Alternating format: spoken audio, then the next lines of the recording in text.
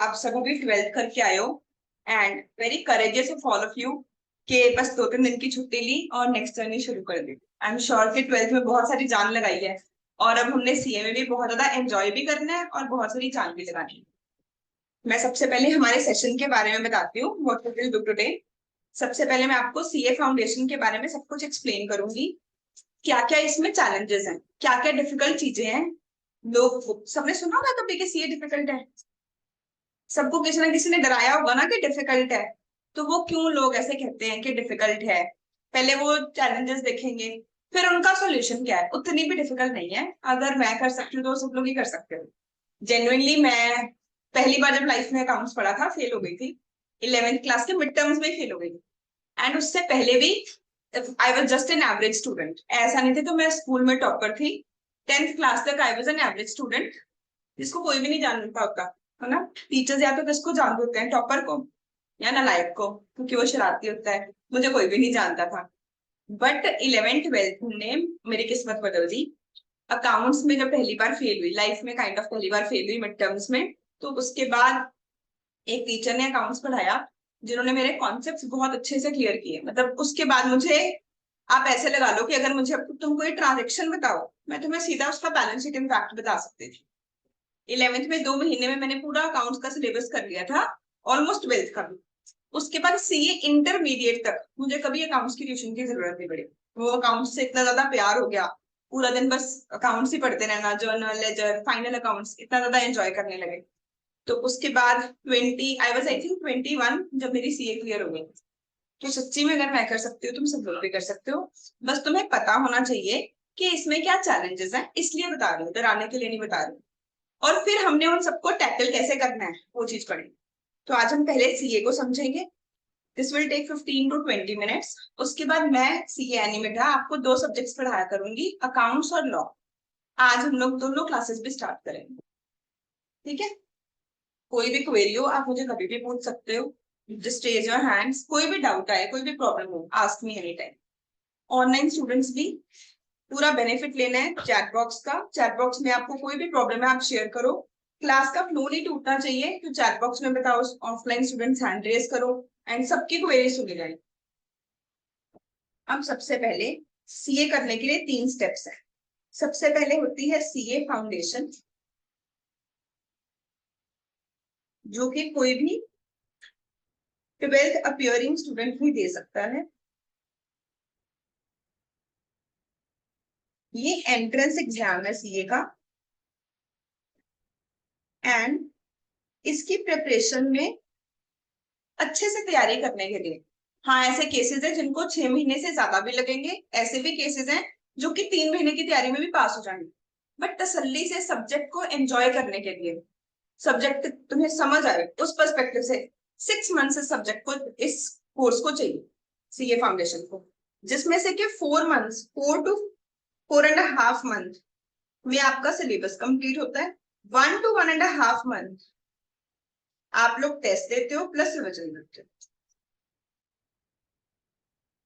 ठीक है। ये हो गया हमारा पहला टारगेट। जब आप लोगों ने सीए फाउंडेशन क्लियर कर ली तो सेकेंड स्टेप आएगा। सेकेंड स्टेप को बोला जाता है CA intermediate.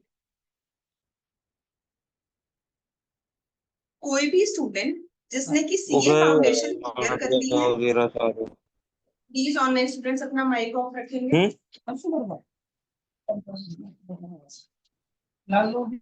First keep your mike mute. CA foundation clear करने के बाद या फिर बीकॉम करने के बाद भी आप सीए इंटरमीडिएट के लिए एलिजिबल हो। तो सीए इंटरमीडिएट में एंटर होने के 2 तरीके हैं। एक तरीका है कि आप लोग सीए फाउंडेशन क्लियर करो, और दूसरा तरीका है डायरेक्ट एंट्री रूट, कि आपने ग्रेजुएशन कर ली, ग्रेजुएशन में आपके बेसिक्स बिल्ड हो गए, आप ग्रेजुएशन के बाद सीए इंटरमीडिएट में। सीए इंटरमीडिएट के लिए 1 ईयर का टाइम चाहिए होता है, जिसमें 6 to 7 मंथ्स चाहिए कोर्स को कंप्लीट करने के लिए। बहुत सारे नए सब्जेक्ट्स इंट्रोड्यूस होते हैं। सीए इंटरमीडिएट को सीए का सबसे डिफिकल्ट लेवल बोला जाता है। तो सीए में भी सबसे डिफिकल्ट लेवल सीए इंटरमीडिएट बोला जाता है, क्योंकि इसमें बहुत सारे नए सब्जेक्ट्स आते हैं। टैक्सेशन, ऑडिट, नए तरीके से बच्चे को पढ़ना होता है। बहुत सारे बच्चे बीकॉम के साथ साथ सीए एंटर कर रहे होते हैं, तो वो इतनी यंग एज में इतना प्रोफेशनल कोर्स करना, दोस्तों को छोड़ना पड़ता है, पार्टीज छोड़नी पड़ती हैं, डिस्ट्रैक्शंस अवॉइड करनी पड़ती हैं, उस वजह से सीए इंटरमीडिएट सबसे ट्रिकी चीज मानी जाती है। तो 6 to 7 months चाहिए होते हैं सिलेबस कंप्लीट करने के लिए, एंड रिमेनिंग टाइम आपको टेस्ट और रिविजन के। सीए इंटरमीडिएट करने के बाद आप लोगों को 2 years की आर्टिकलशिप करनी होती है। ये आर्टिकलशिप है जो कि इस कोर्स को बहुत ब्यूटीफुल बनाता है। One of the only courses in India जो कि थ्योरी को प्रैक्टिकल के साथ भी लिंक कर रहा है। मतलब अगर मैं बात करूं कि डॉक्टर्स हैं, इंजीनियर्स हैं, एमबीबीएस भी पूरी कंप्लीट होने के बाद लास्ट के 6 months हॉस्पिटल में जाता है, तब तक वो सिर्फ थ्योरेटिकली पढ़ रहे हैं। सिमिलरली आप किसी भी इंजीनियर से मिल लो, उसने बीटेक में कभी किसी टूल को हाथ भी नहीं लगाया होता, कभी कार के इंजन को हाथ भी नहीं लगाया होता, कंप्यूटर सॉफ्टवेयर ही बना रहे होते हैं वो, उन्होंने कुछ देखा ही नहीं होता, सिर्फ थ्योरेटिकली पढ़ रहे हैं और इंजीनियर बन गए। बट सीए के कोर्स में आपको सीए की डिग्री, जब तक आप जेन्युइनली लोगों की इनकम टैक्स की रिटर्न फाइल नहीं करते, उनको लॉ के बारे में नॉलेज नहीं देते, ऑडिट नहीं करते, आपको सीए की डिग्री नहीं मिलती। तो ये यही चीज है जो इस कोर्स को सबसे ज्यादा ब्यूटीफुल बनाती है, जिसकी वजह से इस करियर का बहुत ज्यादा स्कोप भी है। जैसे यहाँ पे बैठे हुए सारे स्टूडेंट्स ने सुना हुआ है कि सीए डिफिकल्ट है, पर सबको ये भी पता है कि इस करियर का बहुत ज्यादा स्कोप भी है। उसका सबसे बड़ा रीजन ये है 2 years आर्टिकलशिप, जिसमें आप एक सीए के अंडर काम करोगे, एंड जो भी वो सीए करता है क्लाइंट्स के साथ वो कैसे डील करता है, उनका काम कैसे मैनेज करता है, इनकम टैक्स डिपार्टमेंट में जाना, जीएसटी डिपार्टमेंट में जाना, ऑफिसर को बताना कि मेरी क्लाइंट की बुक्स क्या है, वो सारा काम आप इस 2 सालों में सीखो। इसके साथ साथ ही आप लोग अपनी सीए फाइनल की प्रिपरेशन करोगे, and after that you will appear for CA final. यहाँ पे आके आपकी जर्नी कंप्लीट होगी। अगर आप हार्ड वर्क करते हो एंड डेली बेसिस पे पढ़ते हो, मैं नहीं कह रही कि रोज 10 घंटे पढ़ना है, क्लासेस अटेंड करने के बाद अगर आप डेली रिविजन प्लस होमवर्क करते हो, तो आप ये सारे जर्नी एक ही स्टेप में कंप्लीट कर सकते हो। मैंने सब कुछ पहले अटेम्प्ट में पास किया है, और सच्ची में कोई भी कर सकता है, कोई इतनी बड़ी चीज नहीं है। बस ये चीज चाहिए कि पहले दिन से ही सही गाइडेंस हो, पहले दिन से ही ये रूल हो कि मुझे घर जाके होमवर्क जरूर करना है और रिविजन जरूर करना है। तो फिर CA final you can complete it in 1 week। ये बेसिक इंट्रोडक्शन है सीए की जर्नी। Now let's understand more about our first challenge which is CA foundation.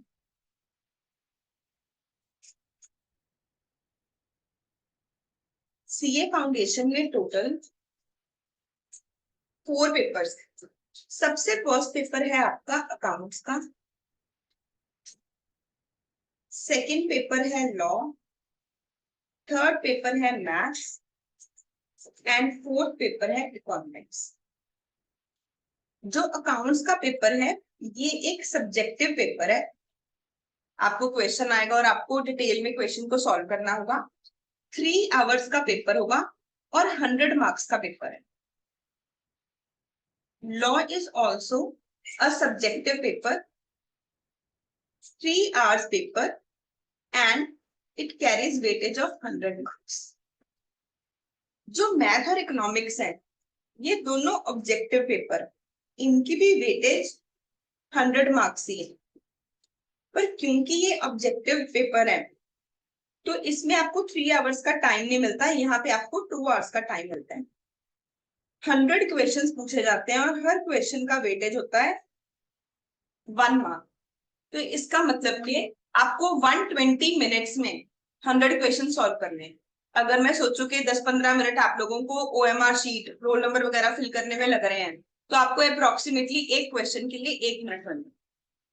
तो यहाँ पे स्पीड ऑब्वियसली बहुत ज्यादा इंपॉर्टेंट है, क्योंकि मुझे 1 मिनट में एक क्वेश्चन करना है, एंड ऑल्सो नेगेटिव मार्किंग होती है।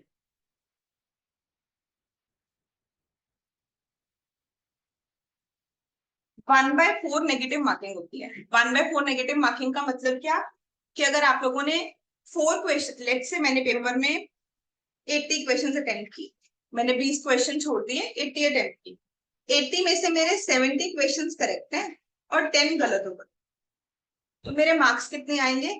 70 क्वेश्चंस के लिए 70 मार्क्स, 10 क्वेश्चंस के लिए माइनस हो जाएंगे 1/4 फॉर ईच।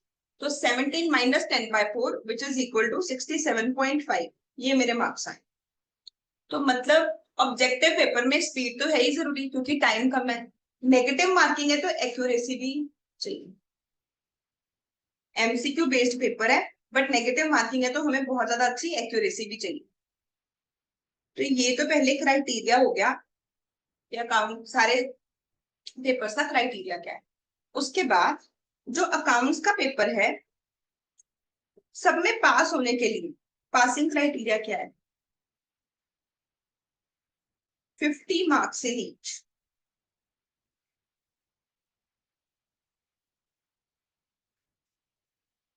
40 मार्क्स से नीचे। हर पेपर में कम से कम 40 नंबर चाहिए ही चाहिए एंड 50% मार्क्स चाहिए। एग्रीगेट आपका 50% होना चाहिए। व्हाट आई मीन इज कि मान लो कोई बच्चा है एंड उसका अकाउंट्स बहुत स्ट्रांग है, उसे 12th से अकाउंट्स बहुत पसंद है इसलिए उसने सीए शुरू की। उसके 12th अकाउंट्स में 80 मार्क्स, उसके लॉ में 45 मार्क्स हैं, उसके मैथ्स में 45 मार्क्स हैं, बट इकोनॉमिक्स में उसकी वीक है, इकोनॉमिक्स में 35 मार्क्स, तो ये स्टूडेंट फेल हो जाए। ऐसा नहीं कि उसे सिर्फ इकोनॉमिक्स का पेपर दोबारा देना पड़ेगा, उसे चारों पेपर ही दोबारा देने पड़ेंगे नेक्स्ट अटेम्प्ट। तो हर पेपर में पास होने के लिए हमें मिनिमम कितने मार्क्स चाहिए? 40 मार्क्स। मतलब आईसीएसई आपसे एक्सपेक्ट करता है कि हर सब्जेक्ट की एक बेसिक अंडरस्टैंडिंग जरूर होनी चाहिए। हाँ तुम एक्सपर्ट किसी एक सब्जेक्ट में हो गए बट बेसिक अंडरस्टैंडिंग आपकी हर सब्जेक्ट में होनी चाहिए। पहला पॉइंट। सेकेंड, लेट से कोई दूसरा स्टूडेंट है, उसके सब में 45 मार्क्स हैं, he is an average student, he और she is an average student, उसके सब में 45 मार्क्स हैं, ये स्टूडेंट भी फेल हो जाए क्योंकि मिनिमम मुझे परसेंटेज कितनी चाहिए? 50% चाहिए। तो चैलेंजेस क्या क्या है? हमारे पास 4 मंथ्स का टाइम है। 4 मंथ्स के टाइम में हमने नया सब्जेक्ट लॉ पढ़ा ही नहीं हुआ, बहुत सारे बच्चों ने लॉ पढ़ना है। सेकेंड, मैथ, बहुत सारे बच्चों ने 2 साल से नहीं पढ़ा होगा, 11th 12th में मैथ पढ़ना है। ये सारी चीजें हम लोगों ने कवर करनी है with in a period of 4 months. नया सब्जेक्ट भी पढ़ना है और पुराने के कॉन्सेप्ट्स भी स्ट्रॉन्ग करने हैं। हमें अपनी स्पीड भी बिल्ड करनी है और हमें एक्यूरेसी भी बिल्ड करनी है। हमें हर सब्जेक्ट की बेसिक अंडरस्टैंडिंग चाहिए ही चाहिए पास में। अब लास्ट और जो सबसे बड़ा चैलेंज है इज क्वांटम ऑफ सिलेबस।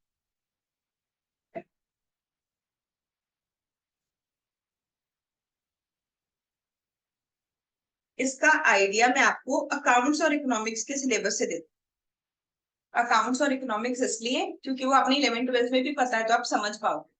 तो जो भी आप लोगों ने अभी तक 11th में पढ़ा, जो भी आप लोगों ने अभी तक 12th में पढ़ा, प्लस पंजाब यूनिवर्सिटी के बीकॉम का फर्स्ट और सेकेंड ईयर का अकाउंट्स, सारा सिलेबस।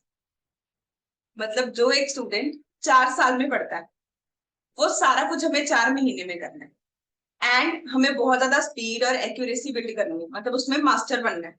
अकाउंट्स में तो मास्टर बनना ही बनना है। सिमिलरली इकोनॉमिक्स में माइक्रो इकोनॉमिक्स,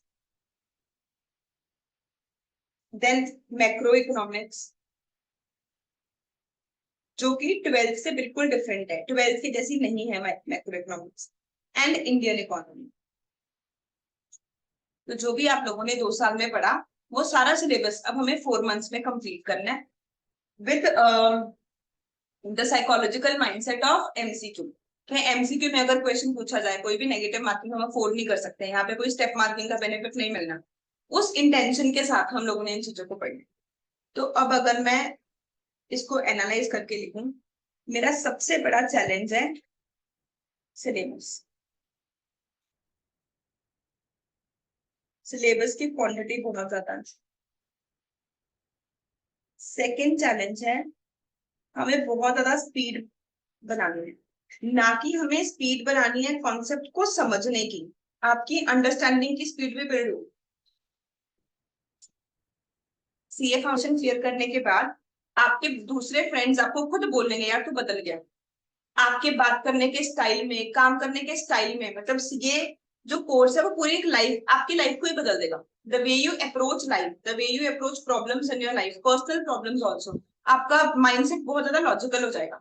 तो हमें स्पीड बिल्ड करनी है चीज को समझने की, क्योंकि मेरे पास 4 महीने में इतना कुछ है समझने वाला, प्लस उसे सॉल्व करने की भी, क्योंकि पेपर में मुझे बहुत ज्यादा स्पीड के साथ क्वेश्चन सॉल्व करने। ठीक है। एंड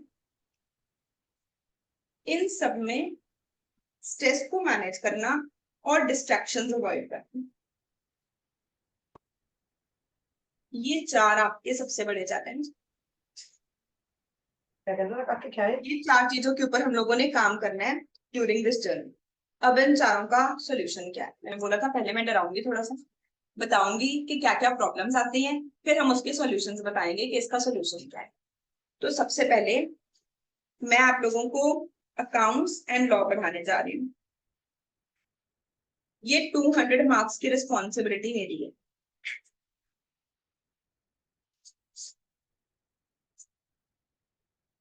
ठीक है, अकाउंट्स में जो भी टॉपिक होगा आप लोगों को अकाउंट्स की 2 नोटबुक्स लगानी होंगी। एक होगी आपकी कॉन्सेप्ट नोटबुक, एक होगी आप लोगों की प्रैक्टिस नोटबुक। जो भी चीज हम पढ़ रहे हैं, किसी भी चैप्टर की पहली क्लास किसी ने भी मिस नहीं करनी है। उसमें हम लोग उस चैप्टर का कॉन्सेप्ट पढ़ेंगे और उसे लिखेंगे एक जगह, एंड उसके बाद प्रैक्टिस नोटबुक में हम उसके क्वेश्चन सॉल्व करेंगे। जो भी टॉपिक होगा सबसे पहले उसके बेसिक्स बिल्ड करने के लिए हम क्वेश्चन सॉल्व करेंगे। कई बार बेसिक्स में 11th-12th की बुक से कवर करवाऊंगी, कई बार बेसिक्स हम कवर करेंगे बीकॉम की बुक्स। उसके बाद हम आईसीआई की बुक के, आईसीआई की तरफ से जो आपको बुक्स मिलती हैं उसके क्वेश्चंस प्रैक्टिस करेंगे। Then previous year, then RTP and then MT.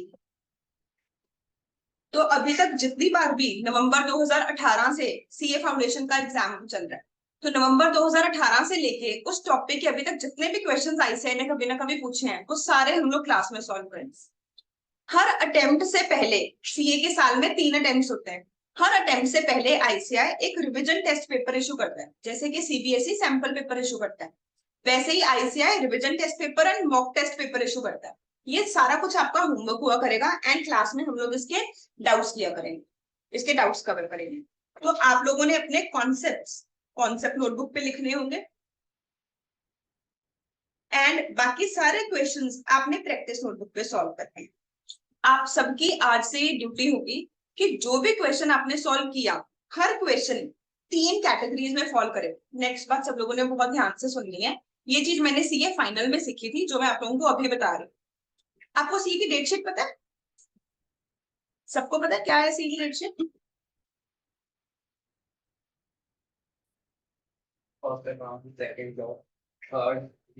जैसे आपकी 11th-12th की बोर्ड्स की डेटशीट आती है, ऐसे आईसीआई की डेटशीट नहीं आती है। आईसीआई का फिक्स है, paper 1 accounts, paper 2 law, paper 3 maths, paper 4 economics.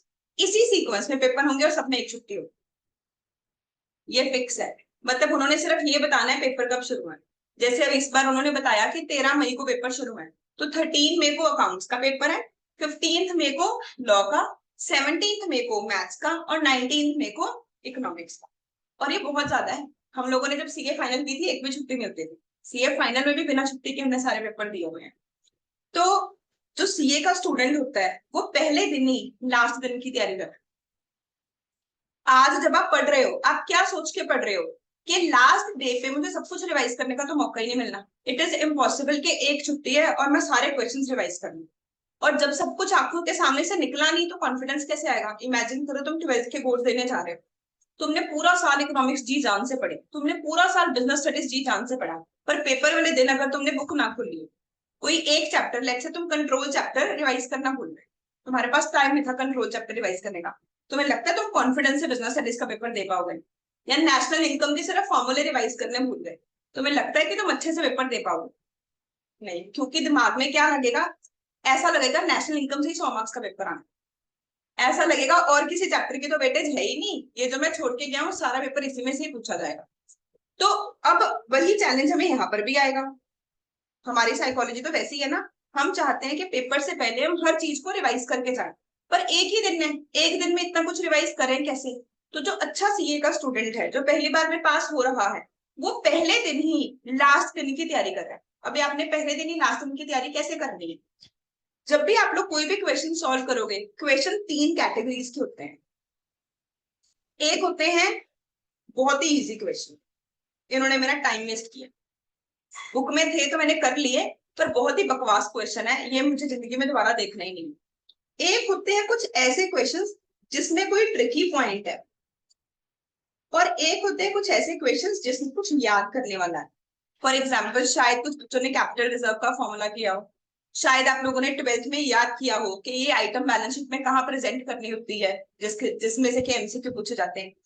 तो जो क्वेश्चन इजी क्वेश्चन है, आपने उसे सॉल्व किया पहली बार, आपका आंसर मैच कर रहा है, आपने बुक पे उसे क्रॉस कर देना।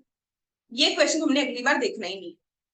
जो क्वेश्चन ट्रिकी क्वेश्चन है उसके ऊपर हम लिखेंगे 2। जब भी ये क्वेश्चन दूसरी बार आएगा, हम लोगों ने इस क्वेश्चन को करना है, 2 वर्ड यूज करेंगे। एंड जिसमें कोई भी चीज याद करने वाली है, हमने उसमें सिर्फ कुछ याद करना है, पूरा क्वेश्चन डिटेल में दोबारा सॉल्व करने की जरूरत नहीं है। उसके ऊपर हम लिखेंगे एल, लर्न करने वाली चीजें। अब पहले हमने क्लास में टॉपिक कवर किया और आपने इस तरीके से पढ़ लिया। उसके बाद हर चैप्टर के बाद आपका क्लास में टेस्ट होगा। जब टेस्ट होगा, अब आप फिर से सिर्फ कौन से क्वेश्चन करोगे, डू और लर्न वाले। अब डू में से कुछ और क्वेश्चंस आपको ऐसे लगेंगे ये तो मेरा टाइम वेस्ट कर रहे हैं, अब तो मुझे ये चैप्टर समझ आ गया, मुझे ये बार बार नहीं करना है, आप उसको भी क्रॉस कर दो। जैसे जब पहली बार पीएनएल अप्रोप्रिएशन अकाउंट बनाया था, बहुत डिफिकल्ट लगा था। बट अगर आज आपको कोई बोले कि इंटरेस्ट ऑन कैपिटल कैलकुलेट करने को दो, शायद आपको 1 मिनट भी ना लगे, क्योंकि अब तो कैलकुलेटर भी है ना। तो अब आपको वो क्या लग रहा है, इजी लग रहा है। तो हर रिवीजन के साथ आपका क्या होगा, काम कम होता रहेगा, हमने अपना काम कम करते रहना। तो सेकंड रिवीजन में आपने ये कैंसिल कर, पूरा सब सिलेबस कंप्लीट होने के बाद आपके फुल सिलेबस के टेस्ट होंगे और कंटेंट आपने कम कर दे। कुछ चीजें ऐसी होंगी जब आप जो आपको अच्छे से याद हो चुकी हैं। पहली बार डिफिकल्ट लगता था, सिक्योरिटीज प्रीमियम का ट्रीटमेंट, शेयर फॉरफीचर का ट्रीटमेंट, बट एंड तक आते आते तो याद हो गया था ना। तो जो चीजें याद हो गई उनसे हमने क्या करते रहना है, क्रॉस करते रहना है। तो मैंने अपना काम क्या कर लिया, 30-40% कर लिया। इसे पेपर से पहले रिवाइज किया जा सकता, समझो सब मेरी बात। तो आप लोगों ने पहले दिन से ही अपना कंटेंट कम करते रहना। ये मैं नहीं आपको करके दे सकती, क्योंकि आपको पता है आपको क्या चीज इजी लगती है, क्या डिफिकल्ट लगती है। ये कस्टमाइज्ड चीज है। हम क्लास में ये सारी चीजें प्रैक्टिस करेंगे, बट उसके बाद आपको क्या इजी लगा, क्या डिफिकल्ट लगा, ये आइडेंटिफाई करना, अच्छे नोट्स बनाना कि मुझे लास्ट में 24 घंटे में पूरा पेपर रिवाइज करना है। तो मैं कौन सी एक कॉपी उठाऊं जिसमें सारा कुछ हो, इधर उधर बिखरा हुआ 10 कॉपीज नहीं होनी चाहिए। कॉन्सेप्ट नोटबुक सिर्फ अलग अलग रखी हुई है, सिर्फ वहां से मुझे कॉन्सेप्ट पढ़ने हैं। इस तरीके से आप लोगों ने पढ़ना। तो बताइए मेरी पूरी बात, ठीक है। तो इस तरीके से हम लोग सबसे पहले तो सिलेबस कवर करेंगे 4 मंथ्स में। जब इतने सारे क्वेश्चंस कर लेंगे, आपकी अंडरस्टैंडिंग भी और स्पीड भी, ये दोनों चीजें इजीली मैनेज हो जाएंगी। अब बहुत सारे स्टूडेंट्स को डाउट होगा मैथ में, बहुत सारे बच्चे शायद डर भी रहे होंगे, तो मैम बड़ी मुश्किल से तो मैथ छूट रहा था, अब फिर से मैथ्स आ गया। तो एक्चुअली मैथ के पेपर का नाम है क्वांटिटेटिव एप्टीट्यूड। इस पेपर में बेसिकली आपका आईक्यू चेक किया जा रहा है। तो इस पेपर को 3 पार्ट्स में डिवाइड किया सकते हैं। एक तो कोर मैथ, जो कि आप लोगों ने 10th क्लास तक सीखा, इसकी वेटेज है 40 मार्क्स। एक है एलआर, लॉजिकल रीजनिंग, इसमें आप लोगों का लॉजिकल रीजनिंग का स्किल चेक किया जा रहा है। इसमें बहुत इजी इजी क्वेश्चंस आएंगे, जैसे कि ए का ब्रदर है बी, बी की मदर है सी, सी की सिस्टर है डी, डी का बेटा है ए, एल, तो ए और एल का क्या रिश्ता, ऐसे ब्लड रिलेशन। या फिर जैसे कि मान लो कोई पर्सन इस पॉइंट पे खड़ा है, वो 10 किलोमीटर नॉर्थ गया, फिर उसने लेफ्ट टर्न ले ली, फिर वो 5 किलोमीटर साउथ गया, वो अपने ओरिजिनल पॉइंट से कितनी दूर है, डायरेक्शंस। ऐसे डायरेक्शंस के बारे में, ब्लड रिलेशंस के बारे में बेसिकली आपका लॉजिकल रीजनिंग चेक किया जा रहा है। बहुत इजी है, 20 मार्क्स की वेटेज है। और एक है स्टैट्स, जिसकी की 40 मार्क्स की वेटेज है। Give me 1 second.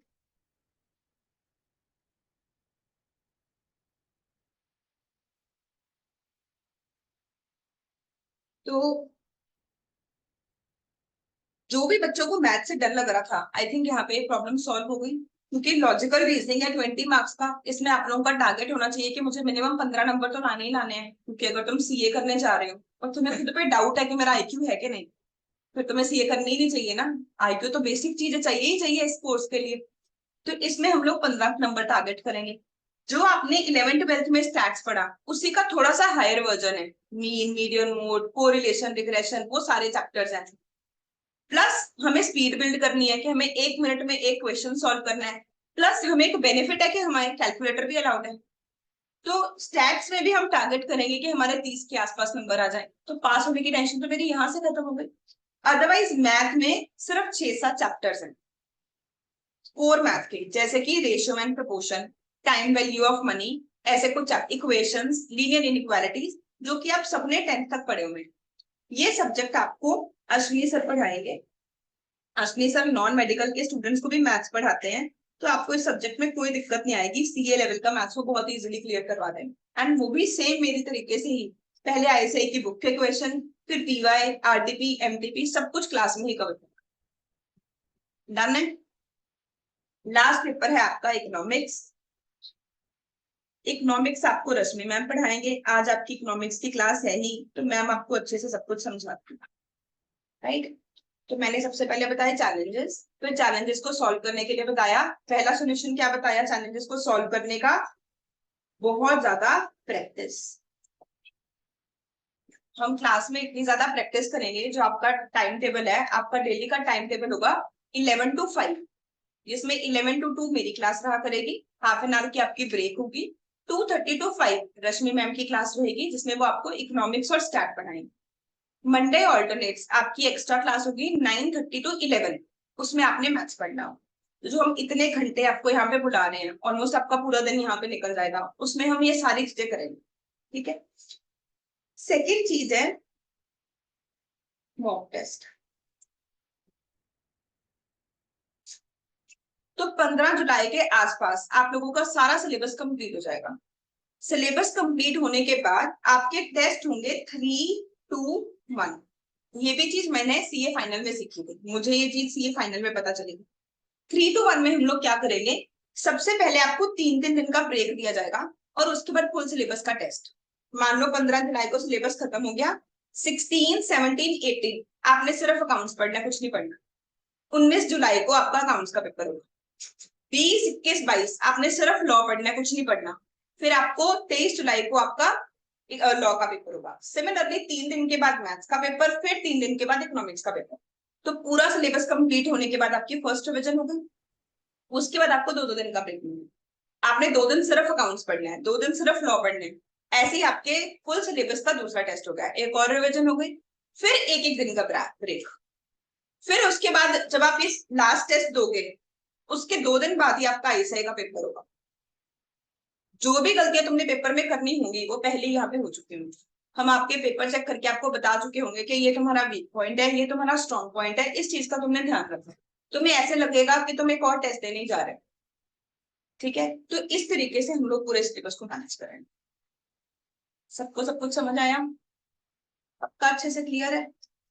Online offline किसी का भी कोई डाउट हो? ऑनलाइन बहुत सारे स्टूडेंट्स ऑनलाइन मुझे मैसेज कर रहे थे,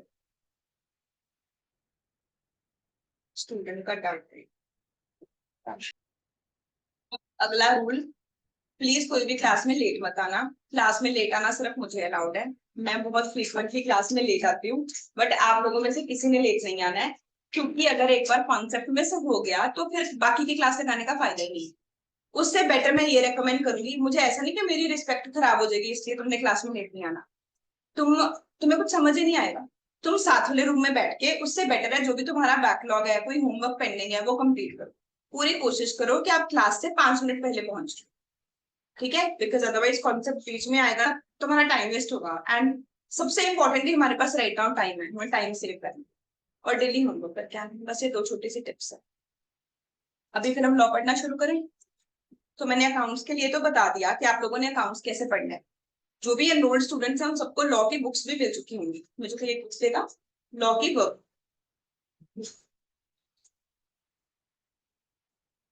आप लोगों को अभी तक टोटल 4 बुक्स मिली होंगी। एक अकाउंट्स की वर्कबुक, एक अकाउंट्स की क्वेश्चन बुक, एक लॉ की वर्कबुक और एक लॉ की क्वेश्चन बुक। जो लॉ की और आपको सिर्फ यही 2 बुक्स पढ़नी है, अकाउंट्स और लॉ के लिए, और कुछ पढ़ने की जरूरत नहीं। जो मैंने इतनी सारी चीजें बोली ना, प्रीवियस ईयर, आरटीपी, एमटीपी, सब इसमें कवर्ड है। और जो क्वेश्चन फ्रीक्वेंटली एग्जाम में पूछे जाते हैं, मान लो कोई क्वेश्चन एग्जाम में 4-5 बार रिपीट हुआ है, उस क्वेश्चन के साथ लिखा हुआ है कि ये क्वेश्चन 4-5 बार रिपीट हुआ है। तो जो अकाउंट्स की लॉ की वर्कबुक है, उसमें क्या है, आपको दिखेगा कि एक साइड कंटेंट है और एक साइड ब्लैंक पेज है। तो हम लोग जो भी टॉपिक पढ़ेंगे उसका माइंड मैप बनाएंगे। तो हर टॉपिक के सामने हमें उसका माइंड मैप बनाते रहेंगे। इस तरीके से हम लोगों ने लॉ पढ़ा। उसके साथ आपको लॉ की एक क्वेश्चन बुक मिली है। जो भी चैप्टर टॉपिक हम कवर करेंगे, उसके सारे क्वेश्चंस आपको वर्कबुक में मिलेंगे, क्वेश्चन बुक में मिलेंगे। स्टडी मटेरियल के प्रीवियस ईयर आरटीपी एमटीपी सारी सॉल्व्ड बुक है। इसे कैसे यूज करना है क्लास में पढ़ते पढ़ते आपको और अच्छे से पता चलता है। ठीक है, let's start with our first class today.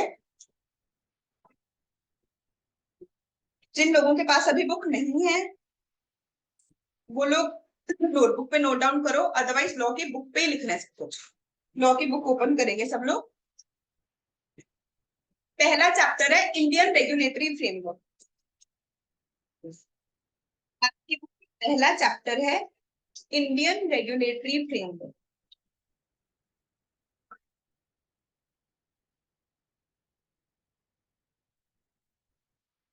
इस चैप्टर में एक क्वेश्चन आ रहा होगा, व्हाट इज लॉ।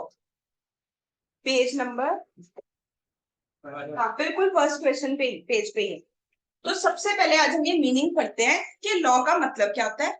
उसके बाद हम स्टार्ट करेंगे कॉन्ट्रैक्ट एक्ट के साथ, जो हमारा नया सब्जेक्ट है। तो फर्स्ट पेज पे आपने पहला चार्ट बनाना है, व्हाट इज लॉ। आप लोग बताओ मुझे क्या होता है law. What do you understand from this word कि लॉ क्या होता है। Kind of obligation, kind of obligation, हमारी ड्यूटी है ना। कोई हमारी ऑब्लिगेशन क्रिएट की जाती है, ड्यूटी क्रिएट की जाती है। जैसे मान लो मेरी ड्यूटी लगा दी गई, मुझे टैक्स पे करना है। आई डोंट वांट टू पे, बट मुझे टैक्स पे करना है। मुझे ट्रैफिक के रूल्स फॉलो करने हैं, हम नहीं फॉलो करना चाहते, लड़के नहीं हेलमेट लगाना चाहते, बट रूल है लगाना पड़ेगा, ऑब्लिगेशन क्रिएट की गई है। और क्या समझते हो लॉ से। एनफोर्स करना, मतलब रूल्स को जबरदस्ती अप्लाई किया जा रहा है। अगर तुम उसे फॉलो नहीं करोगे तो कोई ना कोई पेनल्टी लगाई जाती है, जिसके डर से हम उसे फॉलो करते हैं। राइट, ठीक है, वेरी गुड, बहुत अच्छी अंडरस्टैंडिंग है। तो देखो बच्चे, लॉ का मतलब क्या है।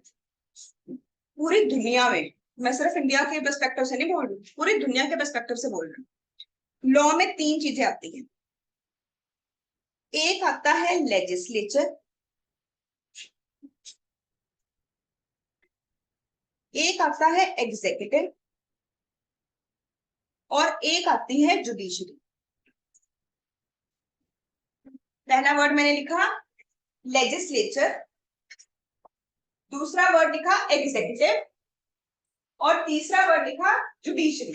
लॉ में तीन चीजें आती हैं।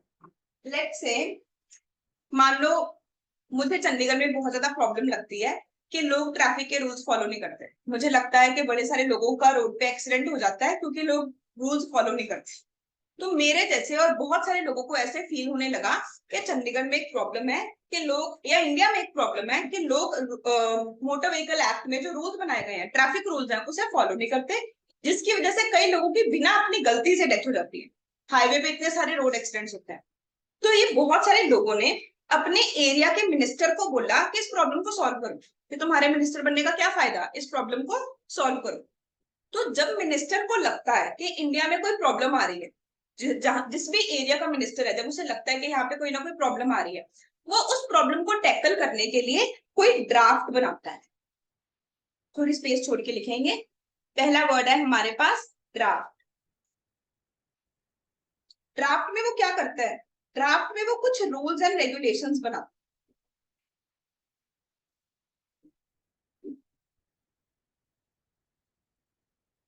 रूल्स एंड रेगुलेशंस बनाता है।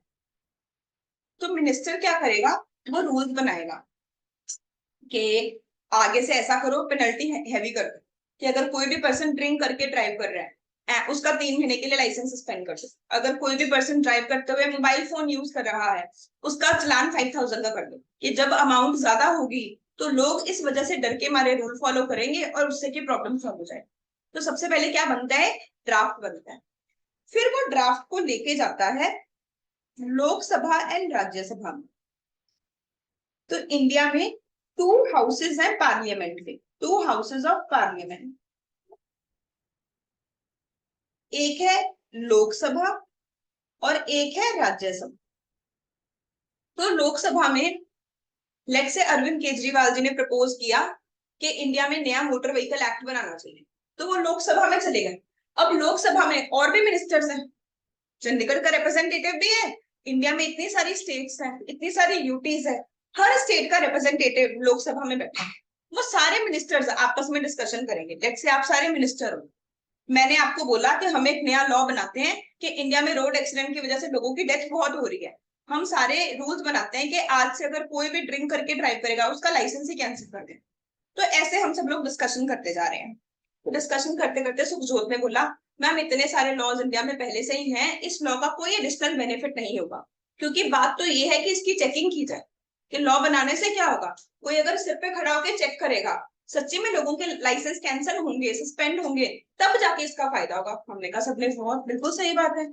तो ऐसे लोकसभा में हम सब लोग डिस्कशन कर रहे हैं। फिर मोहित का दिमाग चला।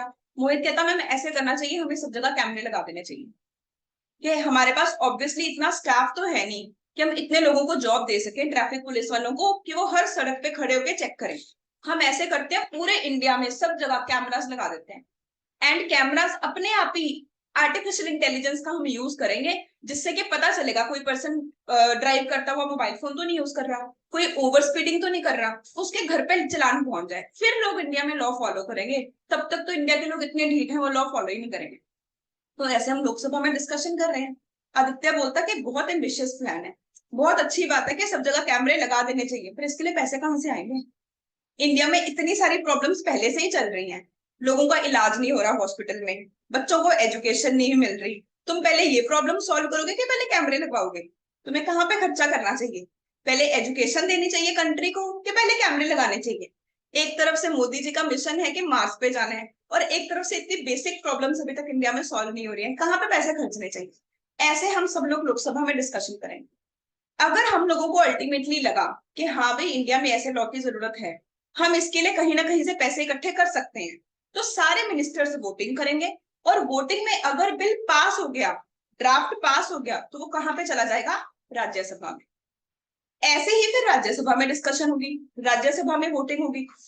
अगर राज्यसभा में भी अप्रूवल मिल गया, तो जो ड्राफ्ट है वो बन जाएगा बिल। ड्राफ्ट जब अप्रूव हो जाता है, वो क्या बन जाता है? तो सबसे पहले क्या था, एक पर्सन के दिमाग में आया कि कोई रूल्स एंड रेगुलेशंस की जरूरत है। जैसे मान लो मेरे दिमाग में आया कि जरूरत है कि इंडिया के ट्रैफिक लॉज इंप्रूव हो। उसके बेसिस पे एक मिनिस्टर ने ड्राफ्ट बनाया, फिर वो ड्राफ्ट को कहां लेके गया? लोकसभा एंड राज्यसभा। वहां पे उसकी डिस्कशन हुई, उसके ऊपर वोटिंग हुई।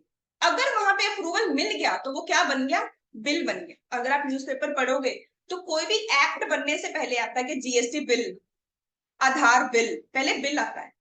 फिर जब इस बिल के ऊपर प्रेसिडेंट ऑफ इंडिया साइन कर दें, जब इस बिल के ऊपर प्रेसिडेंट ऑफ इंडिया अपना असेंट दे दें, तो वो बन जाता है एक्ट।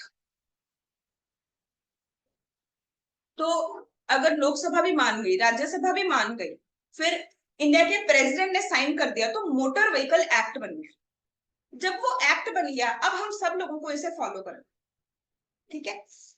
तो एक्ट बनने के बाद हमें पता कैसे चला, है ना? बच्चे कहते हैं हम तो मैम न्यूज ही नहीं सुनते, हमें कैसे पता चलेगा कि कोई इंडिया में एक्ट बन रहा है? लेट से कोई स्टूडेंट चंडीगढ़ में आया, उसने हेलमेट लगाई नहीं, कहता मुझे तो पता ही नहीं चंडीगढ़ में हेलमेट लगानी होती है। कहता मुझे पता कैसे चलेगा कि गवर्नमेंट अपने रूम में बैठ के क्या कर रही है, प्रेसिडेंट ऑफ इंडिया किस चीज के ऊपर साइन कर रहा है? तो जब एक्ट बन जाता है तो एक्ट पब्लिश किया जाता है ऑफिशियल गैजेट में। एक्ट बनने के बाद क्या किया जाता है? ऑफिशियल गैजेट में पब्लिश किया जाता है। जब ऑफिशियल गैजेट में पब्लिश हो जाता है तो सारे लोगों को पता चल जाता है। पब्लिश होने का मतलब जैसे कि सीबीएसई की डेटशीट आती है, क्या कोई 12th का बच्चा कह सकता है मुझे पता ही नहीं चला डेटशीट है कब आई? उसकी नोटिफिकेशन आती है ना, गवर्नमेंट की ऑफिशियल वेबसाइट पे। तो गवर्नमेंट के ऑफिशियल न्यूज़पेपर का नाम है ऑफिशियल गैजेट। ये गवर्नमेंट का ऑफिशियल न्यूज़पेपर है। जैसे ही यहाँ पे कोई भी नोटिफिकेशन आएगी, वो आज तक पे आ जाएगी, इंडिया टुडे पे आ जाएगी, अगले दिन न्यूज़पेपर में प्रिंट हो जाएगी, उस पर ट्रोल्स बनने लग जाएंगे, उस पर रील्स बनने लग जाएंगी, और हम सबको पता चल जाएगा भाई इंडिया में एक नया एक्ट आया है, हम सबको इसे फॉलो कर। मैंने आपको 5 स्टेप्स में याद करवाया लॉ बनाने का प्रोसेस क्या है। आई होप सबको याद हो गया, सिर्फ 2 नंबर का क्वेश्चन लिख पाएंगे। मैंने आपको क्या याद कराया? What is the process of making law, law कैसे बनता है? तो सबसे क्या पहले क्या बनता है? ड्राफ्ट। कोई भी मिनिस्टर सबसे पहले ड्राफ्ट बनाता है, वो ड्राफ्ट में रूल्स एंड रेगुलेशंस लिखता है, फिर वो इस ड्राफ्ट को प्रेजेंट करता है in both houses of parliament, Lok Sabha and Rajya Sabha. फिर लोकसभा और राज्यसभा में उसकी डिस्कशन होती है, वोटिंग होती है। अगर वहां पे वो अप्रूव हो जाए, it is called as bill. अगर बिल को प्रेसिडेंट ऑफ इंडिया भी अपना कंसेंट दे दें तो वो बन जाता है act, and after it becomes an act it is published in official gazette of India. उसके बाद सब लोगों को पता चल गया कि ये लॉ बन चुका है। अब एक्चुअली क्वेश्चन तो ये था व्हाट इज लॉ, मैंने आपको पढ़ा दिया प्रोसेस ऑफ लॉ। तो लॉ क्या होता है? लॉ में तीन टुकड़े हैं। लॉ का पहला टुकड़ा है लेजिस्लेचर। लेजिस्लेचर का काम है लॉ बनाना, ये लॉ मेकर है।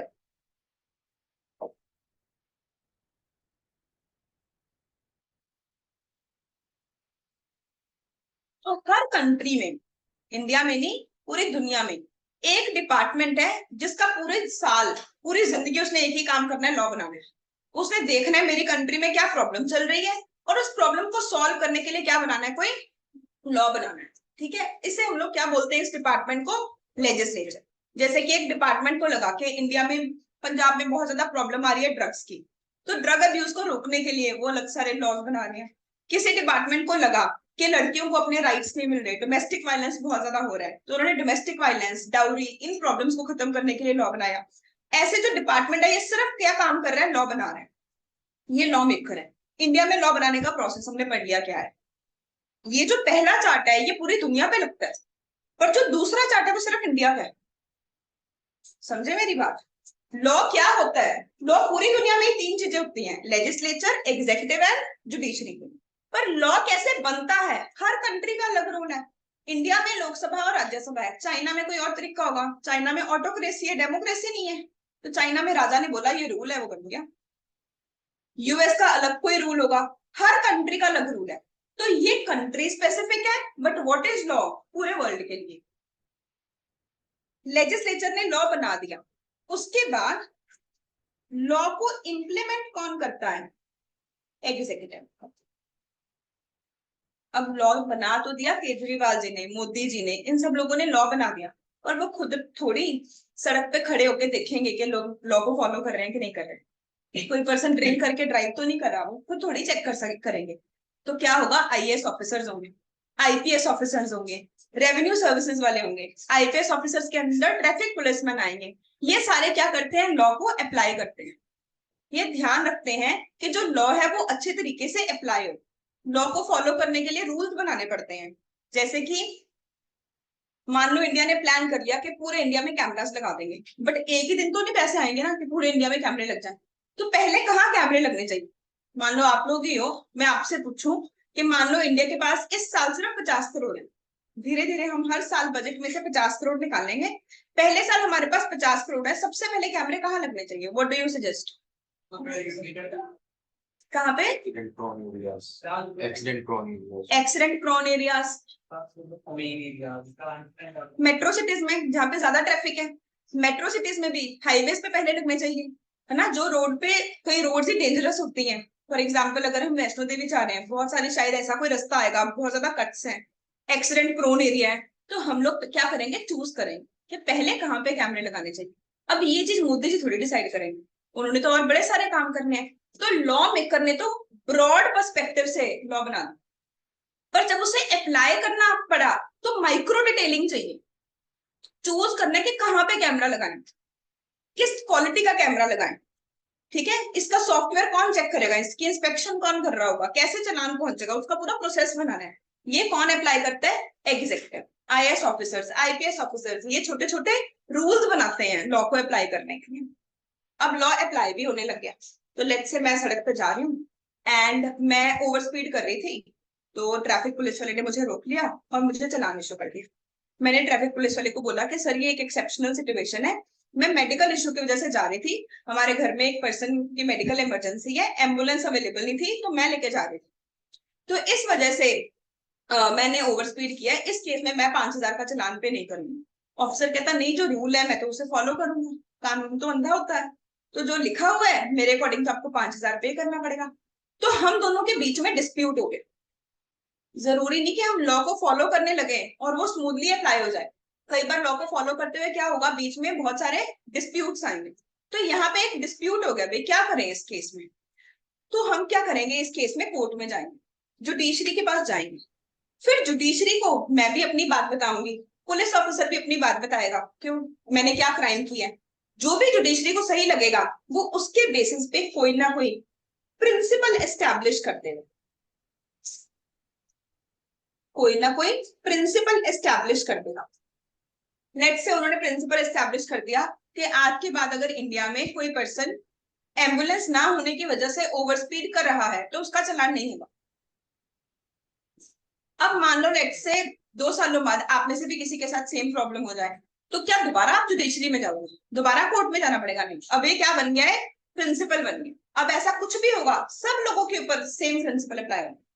तो लॉ में 3 चीजें आती हैं। लॉ में आता है act made by the legislature of India, rules framed by the executive of India and principles established by judiciary. इन तीनों के कॉम्बिनेशन को हम लोग क्या बोलते हैं, लॉ।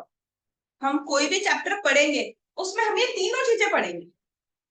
आज हमारी पहली क्लास है लॉ की, और हम पहली क्लास में सबसे पहले ये सीख रहे हैं व्हाट इज लॉ।